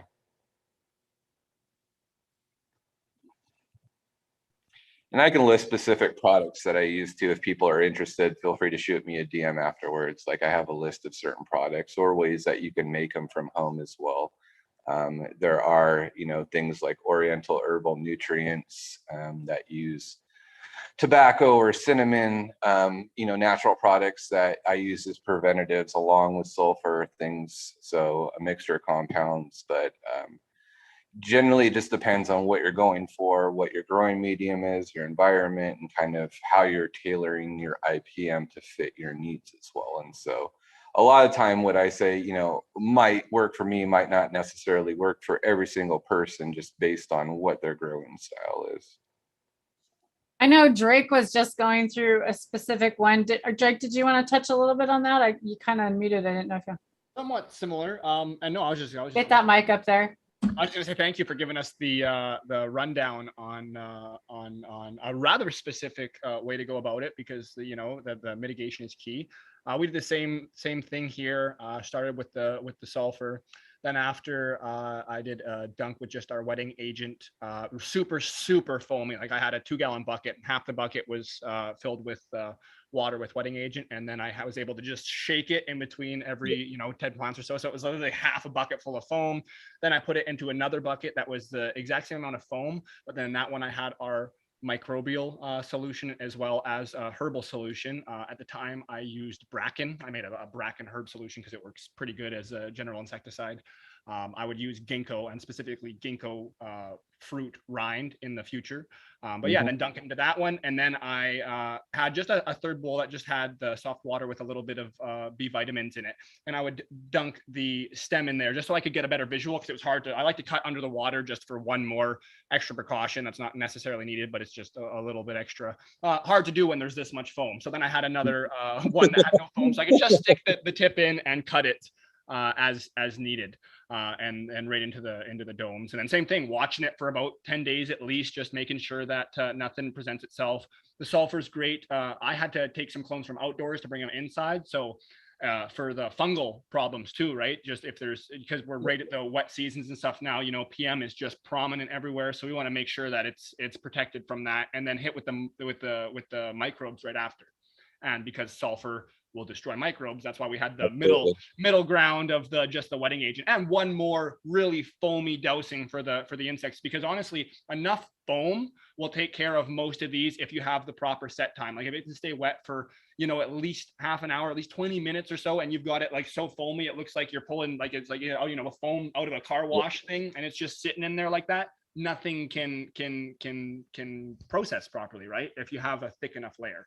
And I shouldn't say nothing, that's too definitive, but most things will not do very well, but always be adamant after. And I actually, once I was able to start getting the lids off, once we passed the disturbing time and got the plants a little more acclimated, did another just a JHS and the wetting agent, the herbal solution and the wetting agent. But with our herbal solutions, they're 100% plant nutrition. Thanks, Tara.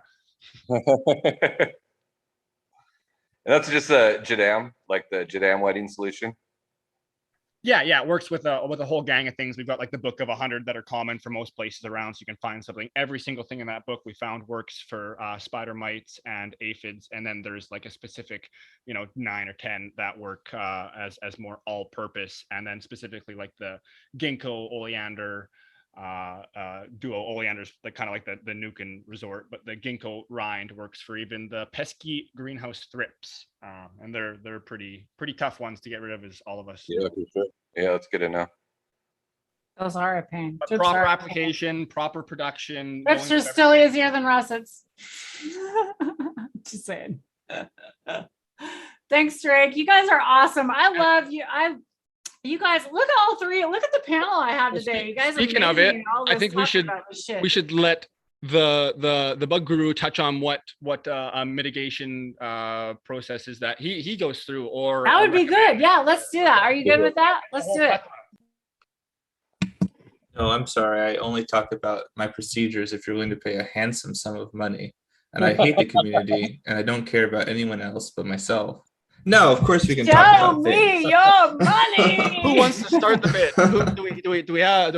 Yeah, no, it's a very great passion of mine, and I'm certainly not the sole arbitrator of it. I learned from many other people's experiences because I can't be everywhere, and new threats occur all the time, and everyone's context is different. So the first thing I want to just touch on, because I didn't want to bogart, because you did already have the captain here, so you already had him scheduled, so I didn't want to take up most of that time.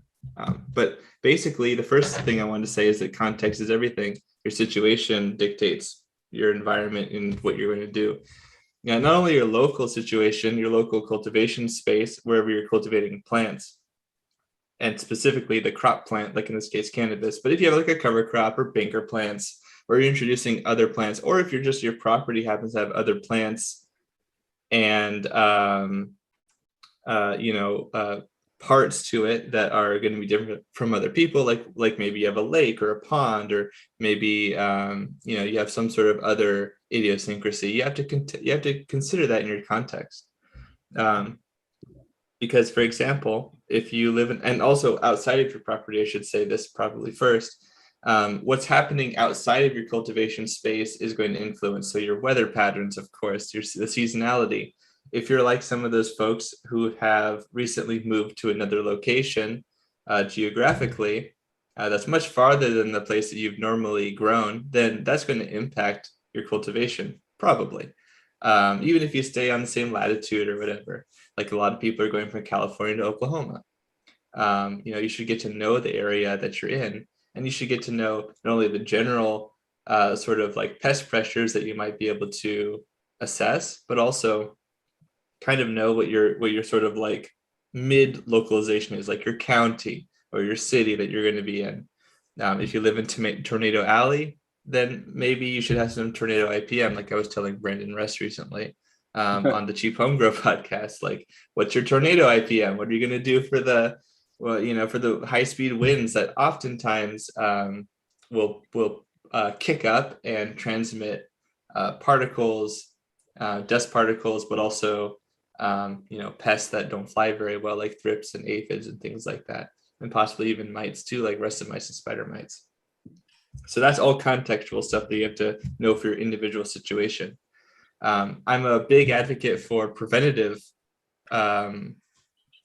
proactive approaches. And in particular, a lot of people are dealing with things like moths, like the Eurasian hemp borer, like the Helicoverpa zea, the corn earworm, and the budworms like that. They're dealing with those problems, and there aren't a whole lot of good solutions reactively. Sure, there are some there are even some like viruses that you can buy that you can spray onto your plants that are very host selective. And when the organism feeds on your plant and ingests the virus, it kills them. The problem, of course, is that if you get caterpillar, and even if it's not a virus, if it's bacillus product or Beauveria bassiana or something like this, if it feeds on the pathogen and then feeds on your flowers or whatever, it goes into the stalk of your plant and then dies there, that's still going to be a quality control problem that could still vector problems. So you still don't win necessarily, not fully anyways, when you apply those reactions. So for me, the most important thing you can do is to prevent actually getting acquired as a target in the first place by these pests that are roaming around, in some cases in the sky looking for hosts, like the case of moths, or they're just happen to be on wind currents and get close to your area. They might establish on a weedy plant near your cultivation space. And if you don't have preventative procedures, it doesn't matter how much treatment you do in the cultivation space where you're growing your cannabis, right? You're going to constantly have this influx of thrips or spider mites or whatever. A lot of these pests are generalists. They don't just go after cannabis, they go after many other things. And I'm catching myself trying to say things that are a little bit more sort of basic, because I often make the, I try not to, but I often make the error of assuming that people know certain fundamentals when they don't. And that's not an insult or anything. It just helps to bear in mind, even for people at high level, they can forget some basic fundamentals. And in the moment, maybe make a decision that's not the best that they could in that moment. I really appreciate you making that and saying that, Matt, and bringing attention to that, because there are so many people that are so new to cannabis. Like there are so many people just finding out about it, right? Like it's so new. We've all been here for a while. I'm talking to a lot of educated people here. You guys have all been in the community, been in the world for a while, but there are new people every day coming on board. So we've got to realize that. And I appreciate you talking about that, Matthew. Thank you. Yeah, you're welcome. So why don't I say something that's actually useful now that I've given a bunch of theory. The first part is I like to use mesh screens when possible. I know this is harder to use in an outdoor setting for a lot of people, and they might not have access to really good screen technology depending on where they are in the world. But thrip screen especially. Now they call it thrip screen because thrips are very, very tiny, and the thrip screen even prevents their movement through the screen, through the mesh barrier, and they're quite small. And so if you can get something that's called thrip screen in particular, and there's many different kinds out there, whether it's rigid or whether it's malleable, I feel like that's a really helpful thing to be able to apply if possible. The downside of using it, for example, on the walls of like greenhouses and things like this, is that although it's permeable to the air, it does actually slow the movement of air into your cultivation space if it's outdoors, for example. And so that can lead to a buildup of humidity that you might not have expected, despite the fact that it's quite porous. And the same is actually true for sunlight. There's so much material, even though it's kind of spaced out a little bit, it ends up working like a shade a little bit. So that's also another factor to consider. But to me, I think it's way more important to get rid of the pests than it is to worry about those things. If you can find a way to incorporate them, at least. Some people are growing in a place where it's very humid already, and so that extra humidity might be lethal, especially if it facilitates like mildews and botrytis and things like this that we're all very familiar with. But I do want to talk about the mesh a little bit, because I think that's really helpful for the moths and things that people are dealing with, especially in the West Coast and the Midwest that I've been seeing personally. And then after that, it becomes sort of like pest dependent. You should know the various pests that you could deal with, and then have a proactive plan, an approach for each one of them. And if I were to talk about all of that, I'd go on for hours. But I'm curious if the chat or if the panel have specific questions or anything like that, because I think that would be more useful instead of me rambling on like I want to do. I'm not seeing any. Right. I've been trying to pay attention to chat. If I missed any, you guys repeat your question, please. I didn't ignore you. I love Drake. I love your rambles for sure. Anytime that you're willing to come on and give us your rambles. And thanks, Tara. I'm going to need that every single time, because I won't remember. I'm like a goldfish. I'm too enthralled with the information we're getting. But let's just give you a more direct, lots of people are dealing with thrips. So let's take down some thrips. How are you dealing with thrips in an indoor environment, or a relatively, let's just say indoor environment? So in my opinion, if you mentioned greenhouse thrips, which are a different thing than what I often see, which is Western flower thrips. Honestly, I'm not identifying Western flower thrips then. Yeah, well, I mean, both we can tackle, but I just wanted to mention that because there are like 5,000, almost 6,000 species of thrips that we've documented, but not very many of them, like 1 or 2% of them are really big pests. And Western flower thrips is one of the major ones that we deal with in cannabis, and greenhouse thrips is another one that I've seen as well. I've also seen bean thrips as well, which are somewhat common in Northern California, at least in my experience. And I have videos about them on my YouTube channel, Zenthanol, for those who want to like compare and see which ones they're dealing with. I bring it up because Western flower thrips have a lot of treatments afforded to them because they're so dang common. You could use things like in veg, like wettable sulfur, for example. You could use things, I've had success with like Beauveria bassiana which is a biocontrol agent, an entomopathogenic fungus, which we've already mentioned. But I like to use also biocontrol agents like predatory mites. My favorite to use are either cucumeris, Neosilius cucumeris, or Amblyseius swirskyii. So the swirskyii mites or the cucumeris mites are pretty good for this sort of a thing.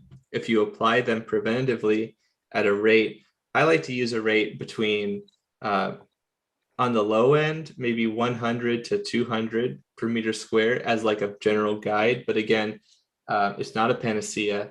Every context is different. You might find that they maybe die quicker in your environment. Maybe your environment gets really hot, or if the humidity reduces quite a bit, then the eggs that they produce will desiccate and die, and so will the nymphal forms.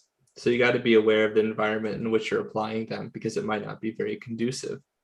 So I like to use those biocontrols personally, and so those act as kind of like a garrisoned army that's like traveling across your plants. And when you get incidental populations of thrips into your crop, like the Western flower thrips, then they make short work of those colonies before they become a massive infestation. Because thrips, the major challenge with thrips is that they're really small, and they're what we call thigmotactic positive, which means that they like to get into nooks and crannies. They like to have their body make contact with things around them.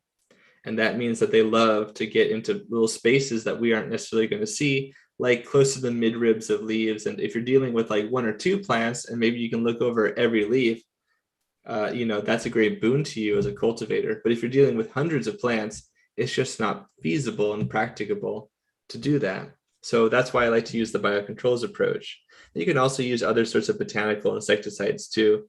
But I'm somewhat reticent about those, especially with regards to spring and flower, if only for the fact that you don't always know what all the inert ingredients are and things like that. And I don't want to sound like a conspiratorial person or anything like this. I have great respect for a lot of the botanical insecticide companies that are out there that are trying to produce products that are going to be very salubrious and healthful to people. But at the same time, tacit. I was working with a group of people who were trying to use pyrethrin products without piperonyl butoxide, PBO, which is commonly used in pyrethrin products as an enhancer, makes them more effective. But they were not allowed, this particular compound was not allowed in pyrethrin products in cannabis at the time, and this is in California, and I think it's still the case. And so what happened was that we tested a product that they said had no PBO, and actually it didn't have PBO. And then we were having trouble with PBO again, like months later. And then we tested the same product, nothing changed on the label, nothing, and it had PBO again. And I have no explanation for that. Certainly the salesperson had no explanation for that. So, it's just an experience that I've had that's modulated my attitude about that sort of a thing. That's all. Of course. Well, and like you said, it's so specific to each and everyone's certain environments. And that's, I think, kind of the biggest key. It really get dialed in with your specific, your room, your climate, whatever it is, whatever's general issues that the area around you may be experiencing. Like me right now, my general issue is I can't bring the mic close enough. I can't remember to have it close enough. But yeah, whatever is specific to you is what you need to research and get really well versed in. Was there anything else you wanted to link into there, Matthew? Just one thing. I mentioned the discrepancy between Western flower thrips and greenhouse thrips and bean thrips, because they look different. And and so like greenhouse thrips, in my experience, they can be affected by the botanical insecticides that we mentioned earlier. But I find that the predatory mite biocontrol agents have a little bit more trouble with the greenhouse thrips, I think, because they're a little bit larger and more robust. So because they typically go after the nymphs, they don't typically go after the adults. The adults are a little bit too much for them. So you're really looking to destroy the life cycle before the thrips propagate. And another thing I guess I would say is that you can supplement these predatory mites with banker plants that produce pollen, or with a pollen supplementation. There are a few products out there, and understandably, some people are reticent because they know that thrips feed on pollen. So the question is, well, am I just feeding the thrips? And according to these products, that's not the case. But if you do have a pretty substantial predatory mite population, you see what will happen is the cucumbers and the Swirsky, the females oftentimes they won't only go for pollen, but they'll prioritize pollen because they need that protein to make eggs. And if they make tons more eggs, like I've seen in research and also in my personal experience, I've seen like 5-fold increases in populations just observationally after applying. Wow. Yeah, so the population can explode. It can explode with pollen supplementation, whether it's from banker plants or from a spray. So I think that's really useful for people, especially if you're trying to make this sort of thing last for a long time. If you buy pollen supplementation, the most common is cattail pollen. And also you should store it properly because it can go rancid really quickly. And I'm sure the breeders in the audience know that that's very true. And you can go out and collect it right now. Yeah, it's widely available. But it's hey, and thing. I think it's right now, isn't it? I think it's right now, or is it spring? I can't remember. But anyways, enough about that I don't know about. You guys are awesome because you guys know about so much. So I don't want to take up the time anymore. So back to you guys. Matthew, I'm guessing you're finished up on that, and then we'll turn the time back over to Captain. Where are we at? I think that's totally fine. Yeah, okay. Absolutely. I know we had a question in chat, and that was just asking how long you there, the Captain, Seattle Chronic. How long have you been in the game? Was the question, and I'm curious as to what got you started as well. And let's just kick it off a little bit. What have you been up to for anyone out there that's not aware of what you're doing yet? If we've got anyone hiding in the shadows, I don't know if we do. What have you been up to? What got you started? So, I mean, originally it was just kind of being a punk kid, really. Like it wasn't, unfortunately, there's not really like, I just wanted to be able to grow weed. Like me and my friends kind of didn't want to pay for it. And so we just kind of went on a mission of, finding, I guess, the best stuff. That's kind of like what I personally would like to do. And so once I kind of started finding things that varied and, I guess they started to work differently. In my 20s, I kind of started developing just more so like a niche for growing and helping other people who had been doing it a long time and kind of developing my skills. And so it was just kind of a slow process. I mean, it was just starting out by failing probably the first 5 or 6 years by growing really shitty plants. And then you kind of learn from there and you kind of start figuring out and this is back when we didn't have, like a community to network within. It was like, you never talked about it, or if you did, it's like, it was a very uncommon thing. And so it's like, if you knew somebody who is older, generally you'd want to have them mentor you because they knew a lot more about the plant. And so I spent a lot of my 20s just really helping friends and people out who needed help and who, knew how to cultivate the plant hydroponically on larger scales and just getting my knowledge up. And then really, it wasn't until my late 20s when I started discovering the medical aspects of it. And just really, I started to develop issues. I developed an opiate habit from being a competitive snowboarder. And so I had taken a lot of spinal injuries and doctors put me on Oxycontin. And so they basically told me I was going to be on methadone and other opiates the rest of my life. And I was going to have a son relatively soon. And I just remember being like, I can't do this anymore. And so I made a conscious effort to grab a bunch of RSO, talk to guys at a few collectives, and really kind of started understanding the benefits to it. After I got myself off of opiates completely, then I really started to see that it could do a lot more for other people, especially like things that were plaguing and killing a lot of my friends. And so It just So kind of led me on a. can I ask you a quick question on the opioid thing right there? I want to touch for just a sec because there's so many people dealing with this, and to hear it from you, who's dealt with it.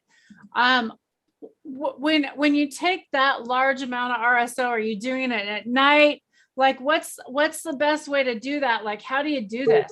It's similar to a cancer treatment protocol, honestly. So, and the way I tell people is like, it's not easy. Like, you have to want to, because it's not. I tried it once, it didn't go, but it's like to have the real desire to want to, because you're gonna be fucking uncomfortable. So it pretty much makes it to where you are comfortable enough to sleep and you can eat. You will be uncomfortable for probably 30 days. Getting used to it, and then the next 30 days you kind of acclimate, and so it's pretty much like a 60-day timeline, and then you get off of it. And so I went on a higher dose and went for like, I think it was 40 days. That's all I could afford at the time. And then it took me about 30 days of withdrawal effects after that I still had to go through. I mean, it roughly took me 6 months, because I was on such high doses of methadone, the half-life that had built up in me. The doctors told me I was going to die. Like, they said, if you do this, you're going to die. Like, and I just told them to fuck off. I was like, no, I can do this. And so it's kind of the same treatment. It's just getting your body acclimated. Start with like a rice size FICO tab. Get up. I mean, if you can get up to a gram, that's fine. If not, I felt like a half gram worked good enough for me. A lot of the time I would dose with my evening meal. That way I could get sleep. But a lot of the time you still will wake up and kind of have to take an extra dose early in the morning to get through the day. So, I mean, it's like going to be a dual dose thing. So usually at night I take a larger dose to help me sleep, smaller dose in the day, and just kind of ramp up almost to where you can ingest a gram a day for about 30 days. And just to where you push past that craving cycle, and then your system will basically start fighting against it. But it's like you have to start developing good habits. And so I had to start, I had to change my diet. I had to eat clean for a long time. Like, I went to an alkaline diet. I went to a lot of fruits, vegetables, clean meats, and just got on a good schedule. And eventually, after about 6 months, I just developed good habits and started using cannabis habitually as a medicine, more so than, like, again, we like to party with it or whatever, do 3 or 4 dabs, but it's like, it got me on track of using it more medically. Like, I would do, okay, now I take, just 1 bong hit in the morning, and then I chart out to see how long I feel good for. And so it gave me a huge medical approach to everything I do, kind of in breeding and just in life for the most part. But I mean, it was probably the biggest step was wanting to do it on top of just having the desire to push my body to its limits. And I would say that following similar to a cancer treatment protocol on a 1-to-1, they didn't have CBG available, which is what I'd really like to try on some of the people who are going through those, because of the anxiety relief it provides. And so I feel like a full 1-to-1 or CBD to THC to CBG, or just, there's different things to try, but I felt like the THC to CBD worked for me. It just wasn't ideal. I feel like there was probably other compounds I could have added that would help out. So I could ramble about this for hours for sure. Hey, that's what it's all about. So no problem there. Go ahead, Tara. You take it. You take it. You and your mic. Get out of here. I'm gonna get your wife to tape it around your head, maybe. To put that right there. Get the dog collar out. Put it on. There, yeah, hang it out of your shirt. Maybe we can hear you that way. Okay. Well, I interrupted you about your story about how you were getting off the opioids. So I wanted to talk about that, but so you can keep going if you want to go on to how you continued on to that and your path.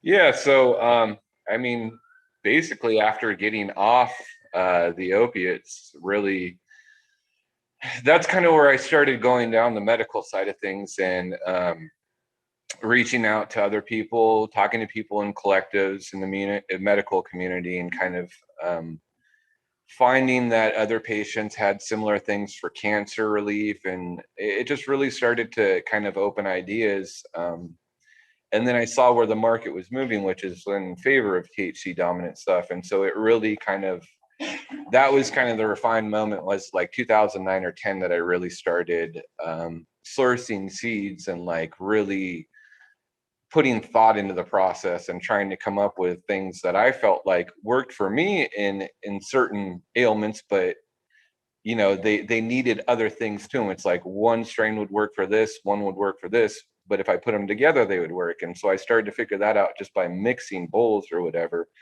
And so I got the idea to start, you know, pretty much breeding plants and figuring out and growing out males. And that's really, when I started growing out males, kind of where it really took me down the rabbit holes, because I saw the variations in males and the difference. And it's like, none of my friends took the time out to do that. And like, I became obsessed with like just males, like, and that's for a long time. I grew out a shit ton of males just to get an idea as to what traits they would pass on. And so it's like, I would use these same cuts and use, you know, 1 or 2 different males and then grow out the progeny from those, and then get basically baselines and understandings as to what traits and alleles I was going to pick up down the line. And so I kind of started to have to research what I was doing, because it was a little more complex to like what I was understanding, because I was basically kind of like a high school dropout. I graduated, went to college a little bit, but it was never a passion of mine. I always did really well in biology and plant sciences, but again, it was just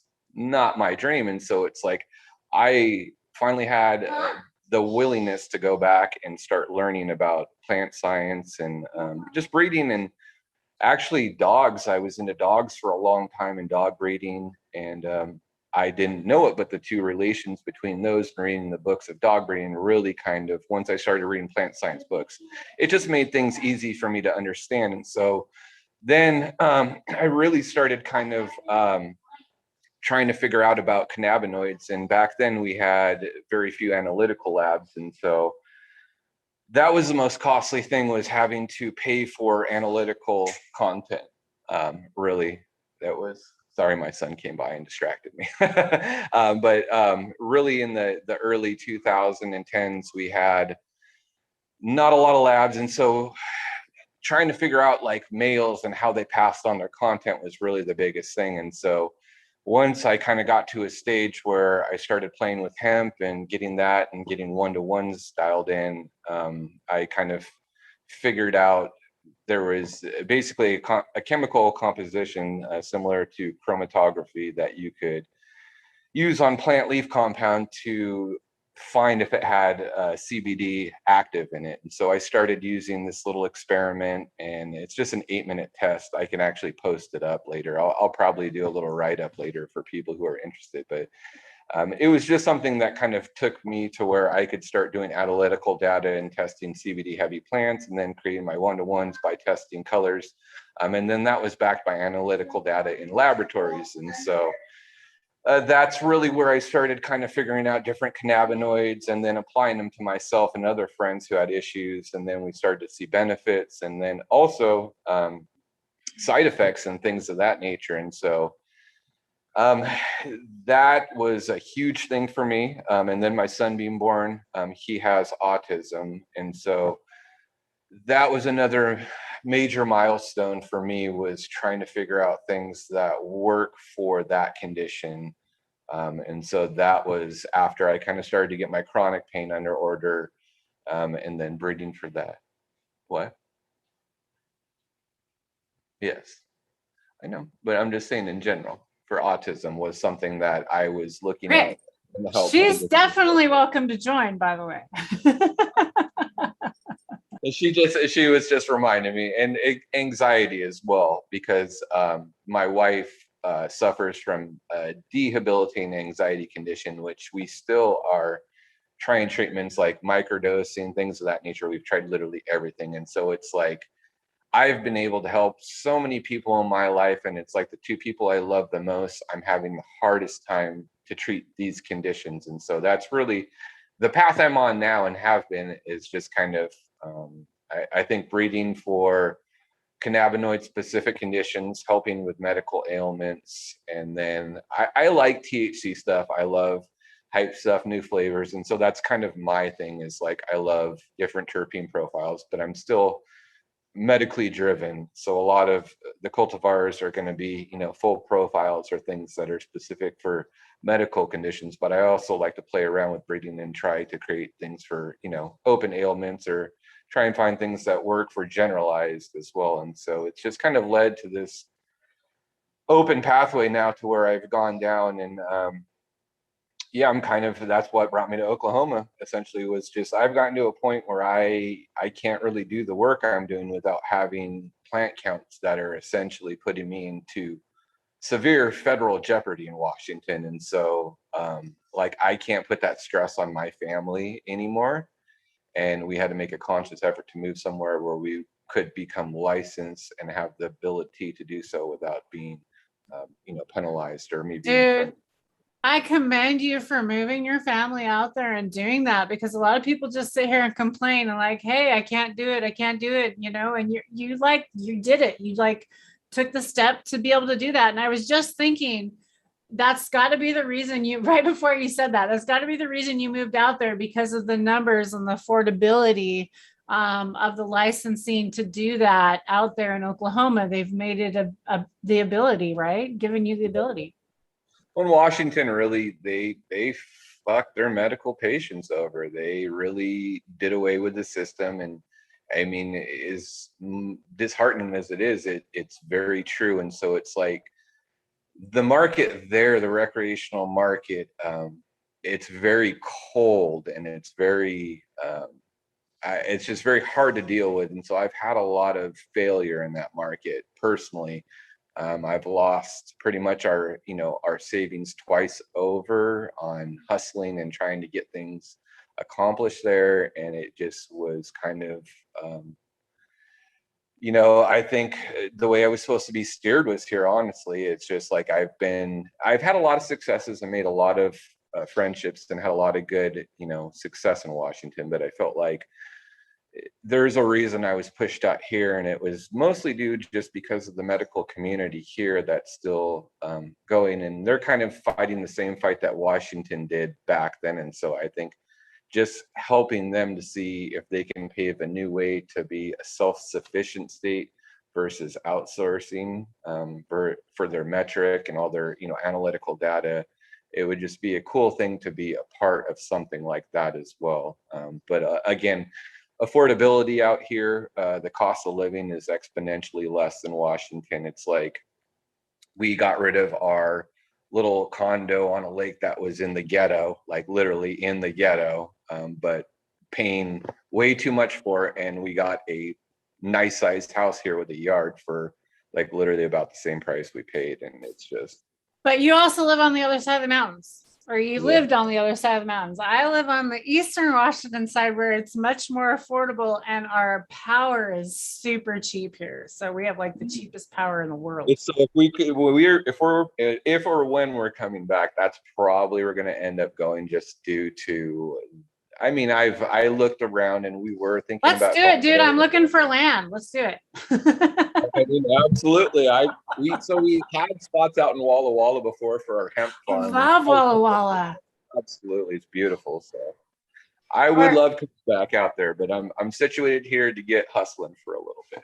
I'm liking the dry land, wheat land over Ritzville area too, and all those basalt areas, and those are beautiful out that way. But anyways, yeah, absolutely. We'll have to chat. But so in Oklahoma then, so what are you working on? Like, so for your kid and for your wife, like maybe we should talk about that, because like not a lot of people ask those questions or really talk about that. What do you think?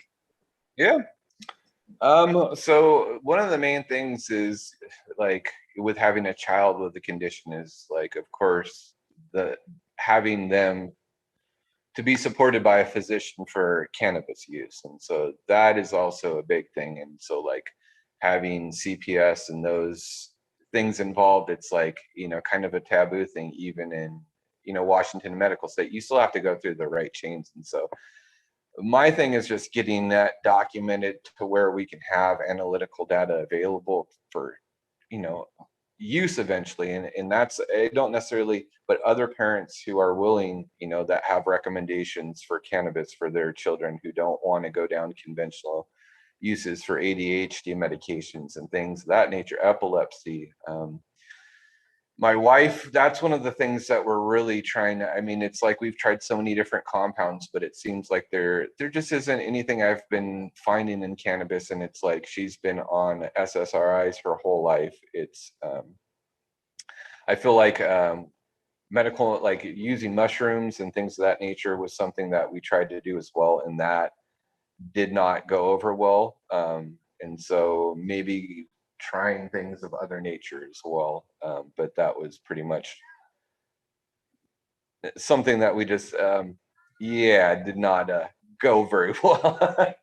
So we're just looking to, I mean, pretty much grow a lot of different medical varieties and apply them towards the condition in an isolated form. I mean, there's whole plant and then, you know, isolated, but it's like a lot of the stuff I just couldn't grow out in mass quantity there. Like I'd have a few plants, but I couldn't grow it out in the range that I wanted to. And so it's like when talking to other breeders or other people in agricultural industries, it's like what we're doing as cannabis breeders is so insignificant. It's what they feel in the numbers that we're doing. It's like so limited to the gene pool. And so my thing is like, I really want to be one to step up and kind of break through that barrier and show them like, look, this is the data we're coming up with on, you know, this 100,000 pheno hunt I did of this one. And so it's like, my hopes are to, you know, do million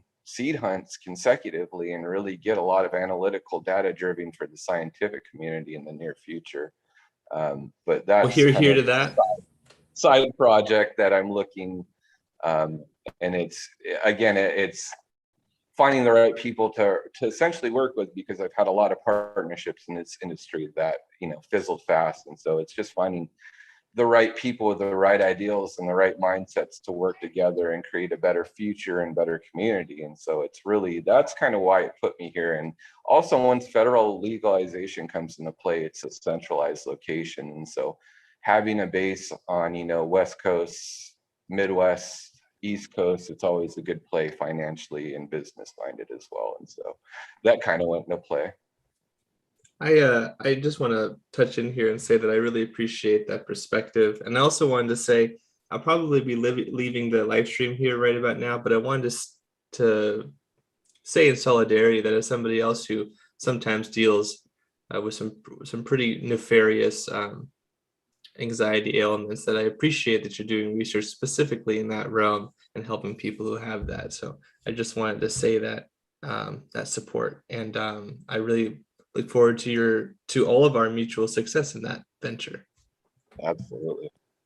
Now that pretty much brought tears to my eyes, honestly. Like it's a big deal with my wife that we deal with on a consistent basis, and you know, is other people who don't deal with these things would have no understanding. They just kind of think like, hey man, why don't you just kind of, you know, come out for the day, snap out of it, or just take medication. It's like, man, it's not the chemical. Get over it. Yeah, just the shit that goes. And so it's like, it really it means the world to me that there's people who can comprehend like the amount of effort I'm putting into this, because it's literally, it drives me crazy. Like I don't get much sleep. I mean, it's literally something that I'm obsessed with, because it's like the things I love most in this world are suffering and I can't help them out. And it's like, I've helped out. I can't even count how many cancer patients, how many other people with ailments that I've been successfully able to cure or help or treat, or, you know, and I know we're not supposed to say that, but no, we fucking cured cancer. It's analytically proven, like more than one time. And so, but the people I love the most, I literally cannot help. And so that's, again, Not yet. Not yet. And that's my hopes and dreams, is that if I was able to help, you know, them, but not just myself, but other people with similar ailments. And so if it is, you know, just the data that doesn't necessarily help us, but we're able to help a whole set of people with one condition, then I did my job. I mean, it's really just about helping others and showing that the cannabis community is like, we're here as we're not just a bunch of fucking stoners. It's like a bunch of people who are here to improve the quality of life in the world. And like, yeah, there's that subset of people who want to make money and do this and hustle. And I got that. Like, we all need to be financially driven, but it's like my mindset is I want to change the world, and just I want them to, to understand, like, through the times what we've gone through illegally and legally, and like the hardships we've had to face in both scenarios. And now that it's legal, it's like this big beautiful thing that people are just taking on. And it's like CBD, it's like all the yoga moms got into CBD, and it's it's just kind of the crap that like makes us sick to the core. And so I think it's just educating everyone as a whole and getting the whole world behind us to understand that this plant is scientifically proven to be beneficial to everybody. And it's crazy that we're in the state we are right now. Well, I really empathize with that. I lived in China for 2 years, the People's Republic, and that was an eye-opening experience. Yes. And it's, to me, it's rueful irony that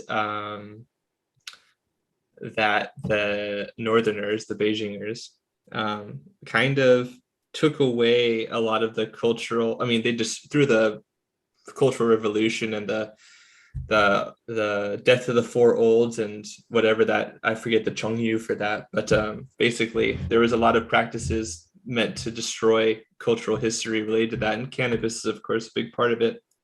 And I just find it very unfortunate and ironic that in a country where that could be very useful economically, medicinally, traditional Chinese medicine is also really big over there, of course.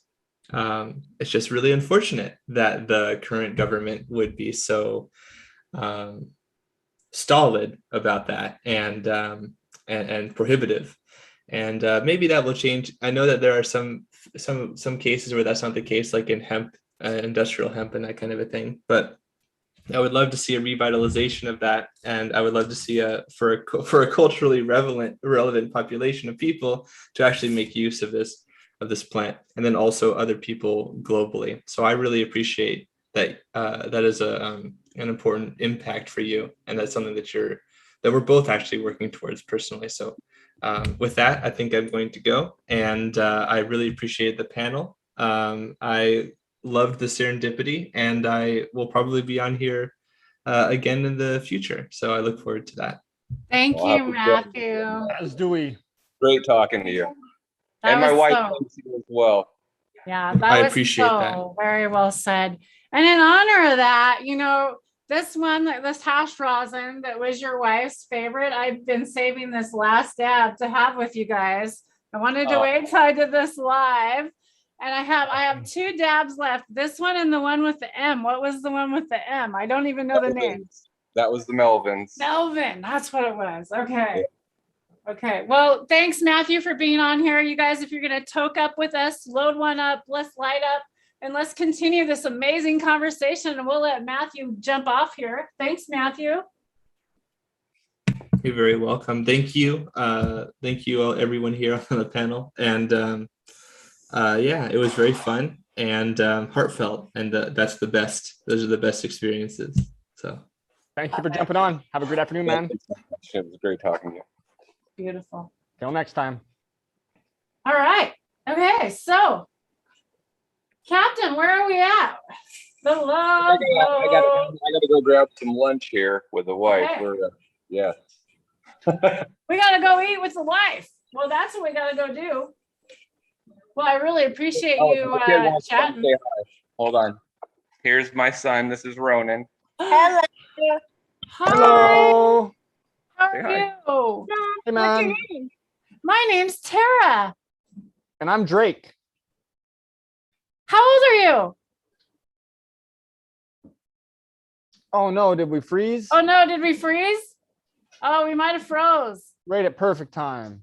The perfect and perfect Oh, time. we froze. Oh, there we go. There We we got are. you We're back. So, don't you have any dog? I have a dog. What's your name? Her name's Zelda. Miss Zelda, good dog. Yeah, she's a big dog. She's a lab. She's a Do you want to see her? Do you want to see Yeah, her? I do. Okay, I'll call her in here. I'll call her Yeah. in here. I'll be right back. Let me go get her. He's so excited. That's awesome. What Yeah, color I just got a dog too. We've got a dog What's the named name? Mahutu. Oh, we may have lagged out a little bit here, but I'm sure they'll be back right away.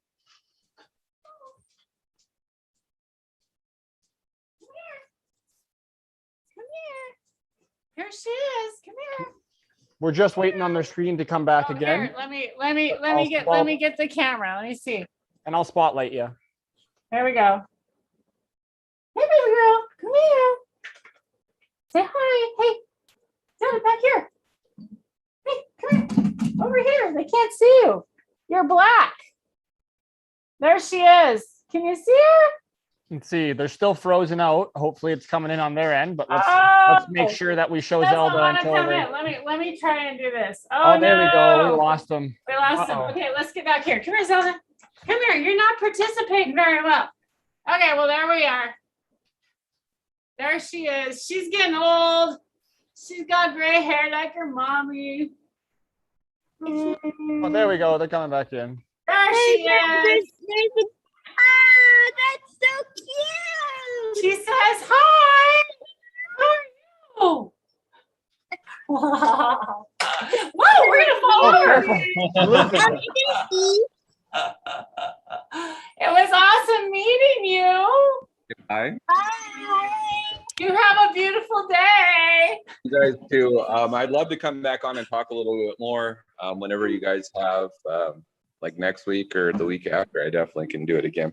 Yeah, that'd be Beyond that. great. Yeah, we're live every Wednesday and Saturday, and definitely you're welcome anytime. And we love having new guests on, and we love having people come back for updates. Yes, please. Yeah. Oh, Ronan, come Oh, here. and Here's there's Ronan's dog. Drake's dog. Watch. Let me go back gallery view. I gotta Hold on. spotlight him. Let's see Hold on. I spotlight. gotta get the Drake. There we go. There You he got is. 2 dogs. Look at him. Oh, what kind of dog is that? So it was a Border Collie, Leon Burger, Rottweiler. Wow, that's cool. Those are your dog names. No, that's the type of dog. That's your dog's name. Mahutu. What's the dog type? Yes. Yes, and Mahutu is the name. Mahutu. Mahutu. Nice meeting Nice meeting you. Bye, Mahutu. Bye-bye. you. Thank you guys again. I will try and hop on this upcoming Saturday. Hey, anytime, and no pressure. And thank you so much. Appreciate it. Love the heartfelt words. Totally feel you there. Different things, but we're in the exact same. Well, not the exact same, but a very similar boat. We're all on the same path, and we love it. So again, thank you so much for your time and coming on. And we can't wait till next time. No, I appreciate you guys having me on. You guys have a great day. Okay. Say bye. Bye. Bye, buddy. Hi, nice meeting you. We'll definitely have you guys on again. Okay. That was crazy. My dog like fell over on me. Like, poor thing. My dog's just trying to suck on my fingers. He's a little weirdo. He's a cute. Oh. Okay, Captain, can you figure out how to leave, or do I need to boot you? I'm just gonna remove. Just pop him out of here. It was great Oh, having you. just remove him. Let Don't him be on their report. way. There we go. They're on their merry way. Well, that was awesome. So we got to hang out with him and get a little bit of a personal side. I really like to find out. That's like so important. I love getting the story about how people Exactly. got involved in the industry. And you know what? I have this dab still sitting here that I haven't even taken. It's sitting on my thing, all ready to go. We had to show the dog off to the little guy. He was cute. Gotta bring out the pooches. So I'm gonna take a dab finally. I'm getting this dab in. And I think we will say goodbye to you all. We've had an amazing chat today. I love hanging out with y'all. You all are awesome. You guys are just a bunch of lovers in chat. Mahuto's saying, I want to go, Dad. Oh yeah, he's in handful mode. But I knew that when I brought him out. That's okay. He's a good handful. So I hope everyone else out there is able to light up and don't have a little rascal bothering you. So you can take an extra large one for me and close out with Tara. Hopefully you get to hit something nice. And if you don't have some, hopefully you get some soon. And We'll I'm see. going to go out in the garden. And as you all could see, if you went and watched my video, I had to cut down a mill. I got the stem back there. Oh, by the way, I bit on the stem after I cut it. I don't know why. I decided You were just to that bite angry, it. right? Like, and she Yeah, used I a really just small thought- knife. She it pretty well used a actually- butter knife. Okay, so actually, because it smelled kind of good, and I'm like, oh, I'm going to bite it. It actually was super sweet and kind of tasted good. That biting the stem, it was weird. I don't know. God, I don't know. You guys, am I a little weird? How many breeders are taking bites? Huh? Taking bites out of the men. Cheers. 2 clones for you, 1 for me. One for me. Gotta eat That was this a hot dab. Woohoo! little toasty. You gotta double down. Uh, Just double down. Save the banger. Use the mill for leaf tea. I am actually ferment. Yeah. It actually did go in the ferment. Most of it went in there. I actually stuck some in a bucket of water, and then I was going to see if I could actually collect some of the pollen. I was actually going to just see. I don't know how it's going to work. I was going to just test the theory out. We'll see. What do you think? A bucket of water and plants and collecting pollen. I'm interested to see how it goes. So I think because they were flowered, right? That in water, as a flower does, it keeps producing, and it still does that pollen sac. It still opens up. All your flowers do in bouquets, got they the all stalk open up. in water. Huh? You've got the stalk, the tip of the stalk. Yeah, in so I water. have the stalk. I just stuck the stalk in water like The plot flower. thickens. Okay, Yeah. you don't have the whole plant in water. Yeah, as no, one no. would assume. No, it's not in the from- ferment. No, you mean the ferment. Yeah. You thought I meant the ferment. Okay, yeah. No, not water. Yeah. You guys all thought, sorry. Like in a flower pot. I have it sitting in a bucket, and I have the flowers sitting in there. So the tree and the thing's still up above. Sorry, didn't mean to confuse y'all. But I took it into the shop because I didn't want it to get all over everything. So my husband's going to be like, what the hell is this shit sitting in my shop? But oh well. Oh crap. And he watches my lives. Now he knows. Uh-oh, Damn it, busted. I just told him Busted. myself. Damn it, that sucks. Oops. Damn it, I got to remember not to tell you guys. Sorry, I'll have to keep some things secret. Okay, y'all. Drake, any final words? No, I hope everyone just has a pleasant rest of their day, no matter what time it is. Thank you so much for tuning in. If you have any question or comments, please leave them at the end of the video. Like if you haven't already, and give it a little share. It really helps. We're just trying to help build the community, and everyone out there, any channel that you follow, make sure that you're liking and sharing and doing your small little part. 'Cause as much as it seems like it doesn't matter that much, it really does help a lot. So cheers, everyone. Have a blessed Yes. day, and dabs Hit those up. thumbs up. It's free to support the channel. It's free to support all the community out there. Please go out, have a blessed day, and please go comment on somebody's video. Go leave a comment on Instagram. Go tell somebody you love them today, and go plant a seed if you can. If you can plant today, that'd be cool. Isn't there like a moon thing going on? Like, don't you plant around a moon? Always be popping. There's some about a moon thing. And also the Auto Flower Show tomorrow morning. Good. At Thank you, 10 Tara. o'clock Tomorrow morning, 10 Pacific. a.m. Pacific. I The Auto learned. Flower Show's Instagram. Instagram. It's on Instagram. Live. Maybe we'll get them over here and do it live here too. I don't know. But yes, go follow those guys over on Instagram, y'all. Have a fabulous day. Peace and love, y'all. Woo! Cheers.